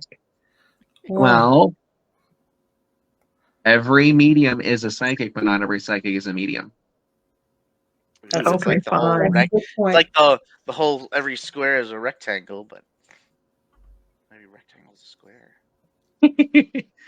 So, other than having pick keys, there you go. Other than things you have going on with the Hanover Tavern that we talked about, and some things coming up with Ghost Finders and Eerie Encounters, what else do you have going on that you'd like to talk about and let everybody know? Oh gosh. Well, we've got the Ghost Finders episode dropping on Paraflix tomorrow. Put that in the chat room, please. It's going to be on ye old Paraflix. So if you go to paraflix.com or Paraflix.com, and it's the Ghost Finders. That is dropping tomorrow. It is our episode where we head down to I think it's called the Heidelberg Hotel. It was in Baton Rouge. It's an amazing place. It's now the Hilton, I believe. Something center, but it's a really cool place, beautiful location. They have this tunnel that's in the basement that people used to utilize to get women back and forth, so that your significant other wouldn't know that you were having guests, and they'd have these huge parties. It was a speakeasy during Prohibition, but it was a really cool location. We had a lot of really neat activity. And so you'll see that episode dropping tomorrow on Paraflix. Big things coming up for us. We have a big year coming up. We haven't announced everything yet, but we're in the works. So we'll announce it, a little bit of it here, but we're in the works to be hosting an event and partnering up with the Octagon Mansion in Wytheville, Virginia. This year, we're also going to be heading out to the old hospital on College Hill and hopefully hosting an event there and partnering with them. The fundraiser is going to be to help support them rebuilding their nurses building, that a big nurses building has some pretty significant work that needs to be done. And so we're going to try to help them out a little bit there. And then we're going to have a lot of the places that we hit up in Virginia. We're going to head back to the tavern throughout the year. We're gonna head to Henricus Historical Park, Dunlora Inn again, and then we'll be at the Bash. I'll be speaking. I don't know about what yet. I got to figure that one out. But I'll be speaking at the Bash. Squatches, squeeches. Yeah, let me give my very unprofessional, Yes, unprofessional we need to presentation. do a Bigfoot night. We did. So I did Skinwalker Ranch last year. A lot of people like that, but I don't want to I don't want to be like a one-trick pony. Wait, what's it called? Wait, Skinwalker it's Ranch. actually called Skywalker Ranch. Oh, David yes. Taylor. For David, it's the queued that in. Skywalker Ranch, the Luke Skywalker Ranch. Thanks, Dave. But we'll be doing that. I don't know. There's a lot that's coming up. We're just gonna get it all out on all of the internets. But the big thing coming up is the Hanover Tavern Paracon. So that's January 19th and 20th. It is a huge fundraising con. All of the money goes directly to the historic preservation and restoration of the Hanover Tavern. We also, the portion of that money is going to go to educational programming. We bring somewhere around 3,000 sixth graders through in 1 month. We bring them through for field trips where we teach them towards their SOLs. So we teach them Virginia history, U.S. history, Rev War, Civil War, all of that sort of stuff has occurred at the tavern. There's some really influential folks that have been at the tavern, such as Patrick Henry, George Washington, Marquis de Lafayette. We even had P.T. Barnum stay one night, and Edgar Allan Poe. So there's a lot of history all throughout the years, and so we kind of share that. And a big thing is how do we reach out and touch the community around us, and a big piece of that is educating. So the money is going to go towards that. All of the speakers, presenters, all those sort of folks that are coming in, including Patty Negri, who's going to be coming in, they are coming in on their own dime. They are paying to fly in. They are paying to drive in. They're paying for their lodging. We're hooking them up with food, but that's about it. And so all these folks are super selfless and fantastic individuals. I can't speak highly enough about them. And they're going to be presenting. We're going to have presentations all day on the 20th. On the 19th, it's a Friday evening, so we're going to have kind of like a VIP little thing. We're going to have a little cocktail hour or mocktails if you don't drink like myself.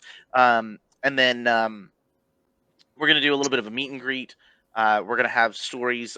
Some good friends of mine from Haunts of Richmond are going to be sharing some tales of the macabre from the area. And then after that, some other good friends of mine will be performing a Staticom session upstairs. So Ron Iacovetti and Lourdes Gonzalez are going to be there. They're going to be doing a Staticom session, which is absolutely phenomenal. They're my guests for next week. I love them. Oh my God. I was on Chad's show and they were the guests the following week too. They're great people. I love them. We're gonna have so much fun. Those two are coming on my show next week. So anybody wants to tune in. Such good people. And so they're gonna be coming down and doing a Staticom session in the tavern, which is they're gonna be at the Shanley. They do a lot there. They're gonna be doing a Shanley episode. And so we're gonna do that, and then Saturday we have speakers all throughout the day. Some of the Ghost Finders cast and crew are going to be down there. Obviously, I will be there. Rob Thompson's going to be coming in. Patty Negri is going to be there. Rob and Patty are going to be doing a gallery reading. And then we're going to have speakers on all different sides of the paranormal. We're going to have Brandon Masulo, who is a little bit more of the kind of the skeptical side of things. Dave Schumacher, who is, right there with Kenny Biddle on very skeptical. Love my Kenny Biddle. I love them too, and I love the kind of like the pushback. I think that's very important. If we're gonna stay legitimate, we need to make sure that we're questioning everything, right? Not just taking everything. He's an awesome person, though. Love Kenny Biddle. And so his friend Dave is gonna be there, and then we're gonna have the other side. We're gonna have we're gonna have Patty and Rob doing a gallery reading. We're gonna have other people speaking that are more towards like, the actual scientific side. We're gonna have historical side. We're also gonna have Pam and Steve Barry from the Bash. They're gonna be coming down, as well as some other folks.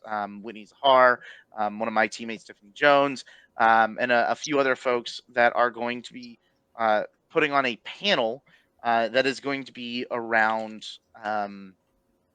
dark tourism, and we're going to kind of unpack and explore the ideas and what does dark tourism mean And what do ghost tours mean? How do they impact the field? You can have folks that are giving tours, and I've seen them, that it's just made up junk, and none of it aligns to reality. And then I've also had you know where there are some like Cons of Richmond, where they're very, very uh, dedicated to making sure that whatever stories they're sharing are are legitimate. They are solidified in reality. These are things that actually historically occurred.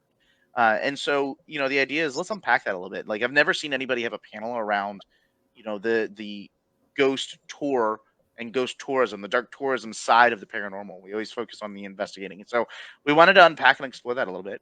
And then John Sable is going to be coming down. I love John Sable. He is one of my favorite folks. He has a background in uh, what is it when you're like digging up things like past. I knew the word when I said his name, Archaeology. but now I can't remember it. What is it? Archaeology. Thank you so much. Archaeology. So he's got a background in archaeology. Very, absolutely smart man, and he approaches the paranormal from a very different way. He takes it as kind of like layers of an onion, and you peel those back. And the way that you can hit certain layers is fully immersing not only yourself but the environment in that time period. We've had him at the tavern before. It was the craziest thing. We completely set the scene so nobody could have phones. We set up cameras and hid them in corners, and we put Oh, drapes over them so you could barely see them. And then we set those up probably 6 hours in advance. And then we set up electric candles. We can use real candles in the tavern to light up like a matchbox. But um, we set up real candles. We asked everybody that if they wanted to participate, they had to either dress up in that era, so like colonial time period, or they had to dress up like, you couldn't wear this. It had to be like a T-shirt that was was generic, jeans that were generic, or slacks. No Nikes, none of that sort of stuff. And then we played music from colonial era. We actually served dinner that night to all of our guests, and I had our restaurant staff cook meals that are from that time period. So it was, oh, we had like fried chicken and stuff like that that is very appropriate from that time period.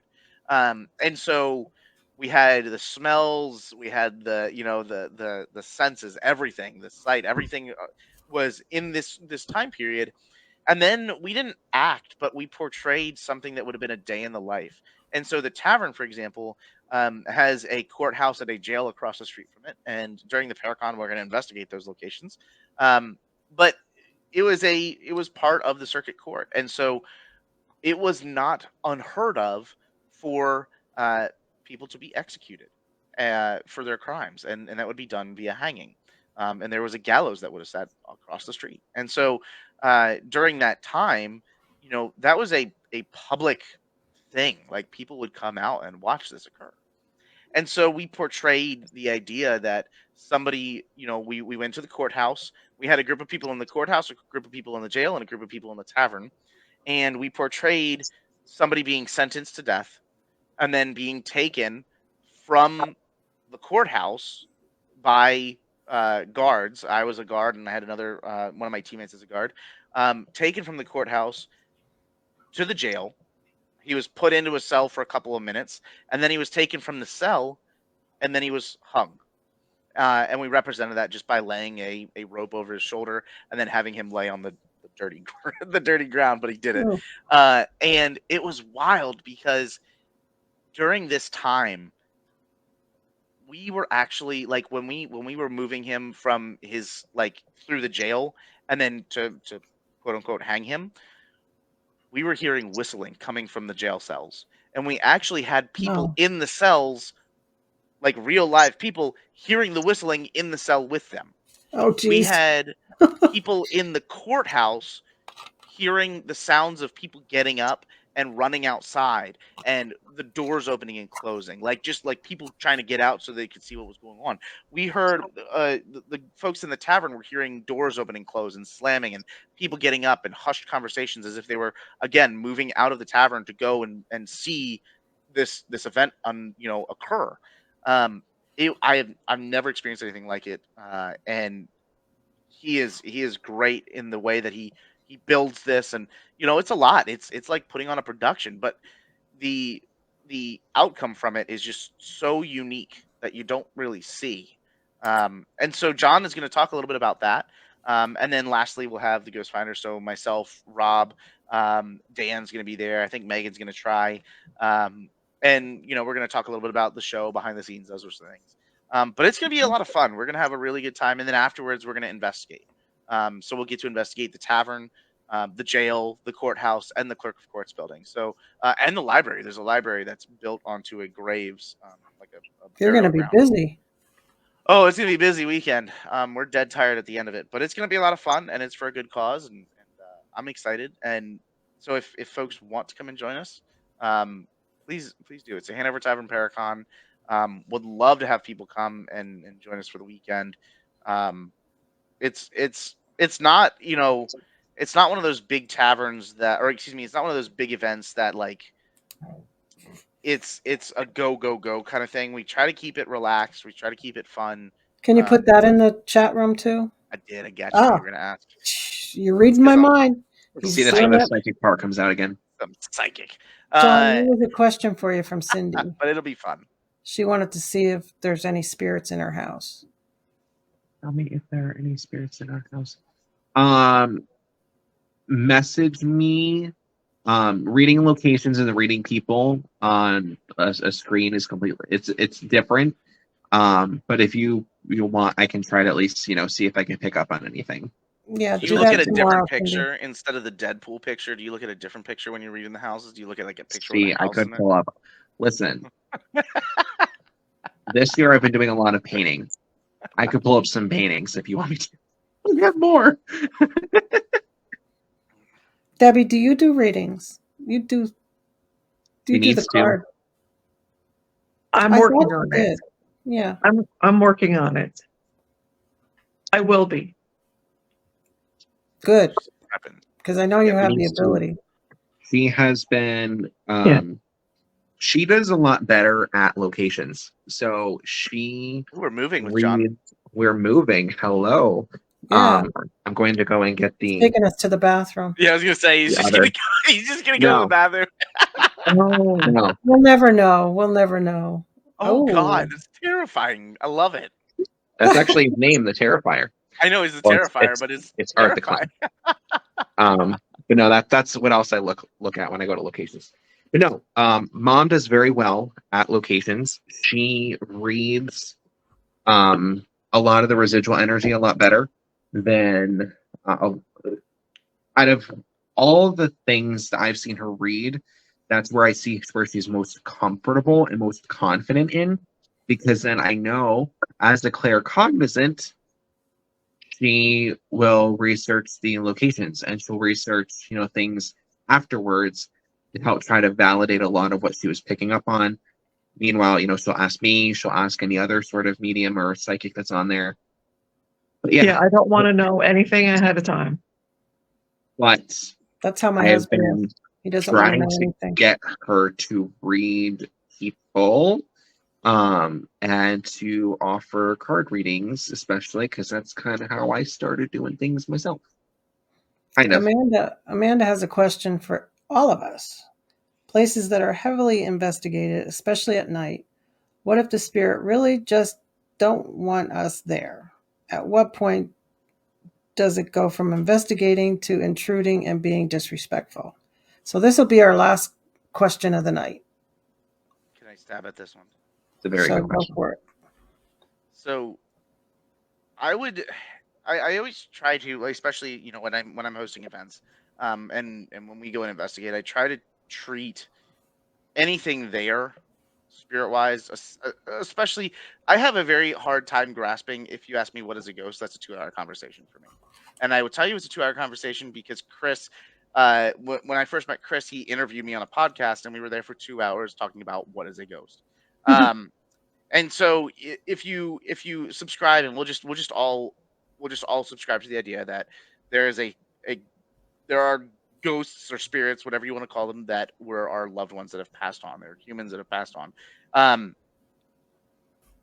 I would first off say, if they don't want you there, first off, I always try to treat everything with respect, and that's what I say.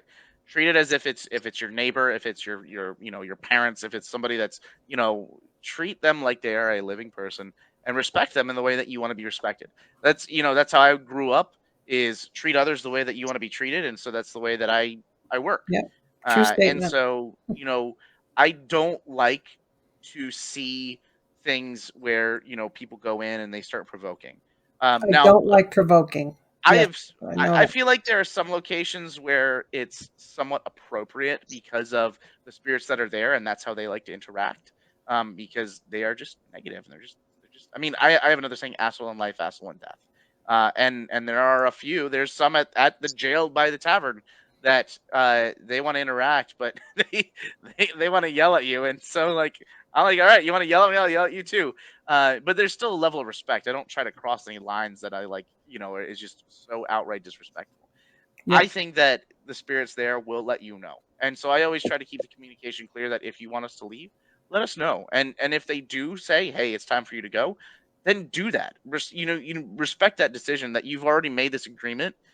You need to respect that. I've seen a lot of investigations where, oh, you want us to leave? Well, we're going to sit here for another 2 hours, and you're like, well, that's exactly what they don't want. And Right. so, how does that impact not only that investigation, but how does that impact other investigations, especially down the line when you go back to that location? Are they going to be like, oh yeah, you're that asshole that I said I wanted you to leave because I was tired. I'm not going to talk to you tonight, right? So like you have instilled a sense of disrespectfulness into that. It's a relationship, right? It's just like you build any other relationship or friendship. It is putting that energy into building that bond. um I earlier on I said that I've investigated Henricus Historical Park and Hanover Tavern both for about 12 plus years now, and there are a certain set of things that I know if I go and I ask these questions, I will interact with a very specific person, or a very specific spirit. And I know that because I have built that relationship, right? And there is a level of respect there, just like I have a level of respect with my friends and everybody here. And so I think, when you're like, hey, let me know if you want me to leave. And they're like, please leave. And then you're like, I'm not leaving. That's super disrespectful. So, of course you're going to start getting negative things after that because you've just dishonored everything that you stood by. What about you, Debbie? I feel exactly what Steve said, but it's like if you go in there and they don't want to interact with you, they're not going to. So it's not It's not like a circus. Like I've had somebody like uh, uh, try to explain it to me as if they were these. You go into a room and there's like, let's say there's 5 ghosts in there, and you're trying to interact. They can leave, right? They don't have to be stuck in that room. So it's not like a circus where they're on display and you're like poking and prodding. They can up and walk away from you. right. And I feel if they don't want you there, then they're not going to interact with you Mhm. because they're not going to stick around if you're not getting any evidence. Yeah, You're going to move on. that's a good point. Right. So it's all it's kind of them ignoring you means that you're just going to move on and go elsewhere. And it's similar like what we were talking about with the woods, the situation in the woods earlier while we were watching, how I felt like I was uncomfortable. The best way that I can explain this is, how when you are seeing some friends that you haven't really seen in a long time, or even you run into somebody that you went to high school with, okay? At the grocery store. Yeah, and you talk with them and it's like, oh, hi, blah, blah, blah. And then you get like that weird, awkward feeling, and it's like, okay, Well, I first you have really, to make the plan to hang out. Like, we should get together. You're like, yeah, yeah, let's right. do that. And Let's then go get nobody actually coffee. plans. Let's go out for drinks some night. And you're like, yeah, let's Yeah, do that. right. That sounds Oh, yeah. great. And then you're like, I'm never gonna do that. Yeah, that awkward feeling, and it's like that, oh my God, please get me out of here feeling, like somebody SOS, sending smoke signals going on. That sort of feeling. If you feel that awkwardness, that rigid energy in your chest and your stomach, that's also another way how if they're like, dude, we really want you to get the hell out of here. If you're not going to listen, we're going to make you feel this way. Oh, and if that still doesn't work, oh, okay, we'll make you feel sick to make you leave. You know, That's right, as Kathy. Kathy said, you Overstayed your welcome. you overstayed Yeah. your welcome. Like, So just read the room. Like, yeah, and Yeah, I just think go that home. I think at the end of the day, it's important to have that respect with spirits. And if you have, especially if you're at a public event too, you are supposed to be the seasoned investigator. So if you're feeling that energy, you don't have to be that kind of showrunner. If you are feeling uncomfortable, 95% of the time, there are other people in the same room that are going to feel uncomfortable. So don't try to showboat and say like, oh my gosh, we're getting this, we're getting that, if you're feeling uncomfortable, because nobody likes to be uncomfortable. well, and you're also kind of like putting everybody in harm's way. Like, Yeah, you could have activity that somebody gets scratched or hurt, and it's not like, oh, Mhm. I kills me when somebody posts like, I got 3 scratch marks. It's Damon. It's like, no, maybe it's just the 3 longest fingers that we got, right? Like all these other 2 are just super short. But like, could it just be something where it's not demonic? It's just pissed off. It's annoyed. It's like, please leave, Mhm. please leave, please leave. I just don't like I when mean, when people provoke. yeah, Yep. That's one of my pet peeves. it's very situational. If you're going to do something like that, you have to mentally, Extremely. physically, and psychologically be prepared for anything to come back at you. Exactly. And I think And it's also important to know your location too when you're doing yeah, that. Situational, yes, 100%. But if you're going into, we've investigated places like tuberculosis wards. Why would there be somebody that's just so innately angry? Or like, yeah, we've investigated locations that were churches. Why would you go in there and start trying to poke a bear? Like, yeah, I feel like if you're going to provoke, there needs to be like, know the history, understand what went on there. If these are good folks and nothing negative occurred there, why are you going in there and you're like, screw you, et cetera, et cetera? Like, that is, it's super disrespectful, especially when you don't, if you know the history of the location, then you should utilize that, not Who's I'm going to that? be an ass. Oh, Pagans. I know which Zach you mean. Never mind, Joan. I know who you well, mean. and this is a perfect example too, also of where you need to maintain that amount of respect too, because for me, West Virginia Penitentiary, North Hall, the experience where I had where I don't know who it was, what spirit it was, but I got an EVP, Steve. I don't know if you heard it, where No. it said, I'm now, nobody said my name. I don't know how they knew my name, but once you're known on the other side, they do know you. Um, you hear an EVP in a Southern accent, which is the Louisiana kicker, accent by any chance? West possibly, Virginia. but it says, I'm going to fuck with your head, and they mocked my last name. And even after that, feeling awkward, seeing the man on the stairs that I saw, because that EVP happened after I saw that, Oh, geez. I still didn't get pissed off, didn't get agitated, didn't whatever. Because you know what? That's fine. Think about it like it's a bully. We're getting that sort of thing on the other side. Um, you also want to maintain that respect regardless. But if you're on a location where you're going to run in a spirit that's like that, it's you just have to be open to it, because it goes both ways. It's a yin and yang of life. Right. And I feel like a large portion of the locations that you investigate, it's very rare that you run into something that, you're running into somebody that's just super negative and just despises you for the sake of despising you.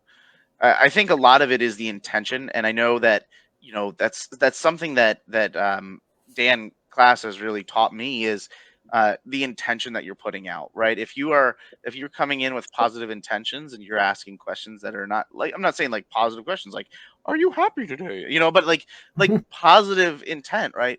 You tend to get positive interactions. It's when you start asking a lot of those negative things and you really hone in and focus. Like, there's a location that we've investigated where an individual in the recent past committed suicide, and it's a very, very touchy thing. A lot of people that are there still remember this individual, and so out of respect, if he comes forward and interacts with us, that's fine. That's okay. We'll chat. But we're not going, hey, we know how you committed suicide, and I had one person that came to that location and mocked him for the way in which that he killed himself, and that was the last time he was on that site. I will not let him back to that location, because that, like, if it's in my power. Now, maybe Right. he decides to go on his own, but he's not coming with me, because that's super disrespectful, and I can't stand that. Like, that is just not a way to treat somebody. I That's agree with bullying. you. Well, people, we've gone way over our time.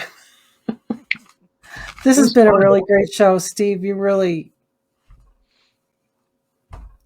need your own Yeah. podcast or I show, I Steve. don't know how to Seriously. say. You need to come back. I can just holler at me. Let me know. Yes, I would love to have you back. We'll run on tons of more tangents. We'll talk Oh yes, sideways. And then you can tell us more stories. Right? I'm good at stories. You can come back after the holidays. How's that? We'll give Sounds you a good. date. Let's do You it. can Let's come do back that. after the con and tell us how it was. Yes. Yeah. We can do that. Yeah, Or do you that. guys come to the con and tell me how it was. And what's the date? January 19th and 20th. Oh, good, because we have the 18th open and the 25th of January. So come back on the 25th, and then you can tell us all about it. See, you're booked. I'm You're booked. booked. Okay, Well, I'm writing it in. You need to send me it, because I gotta ask my wife. Oh, that's right, the boss. Gotta ask. I have to ask my boss to make I'm sure. gonna put you that in it's okay. already, so it doesn't matter. There I'm you writing go. you in. So long as she says it's okay, I'm good with it. Ask your wife. Ask the boss if it's okay for the 25th of January. That's my mom's birthday, actually. In Aw. heaven, she's Happy in heaven. birthday. So we can all sing to her when we come on the show. What do you think? It'll be awkward and probably lose viewers, but let's do it. There you go. We won't lose anybody. So, I think we had a great Jody, show tonight. who do we have for the rest of the year? Because there are only 2 more shows. We have Lourdes. Is that how you say your name? Yep, it's Ron Iacovetti and Lourdes Gonzalez. Yes, they're on next week. And Phenomenal people. the week after that is Sarah Lemos. Or did I say it wrong?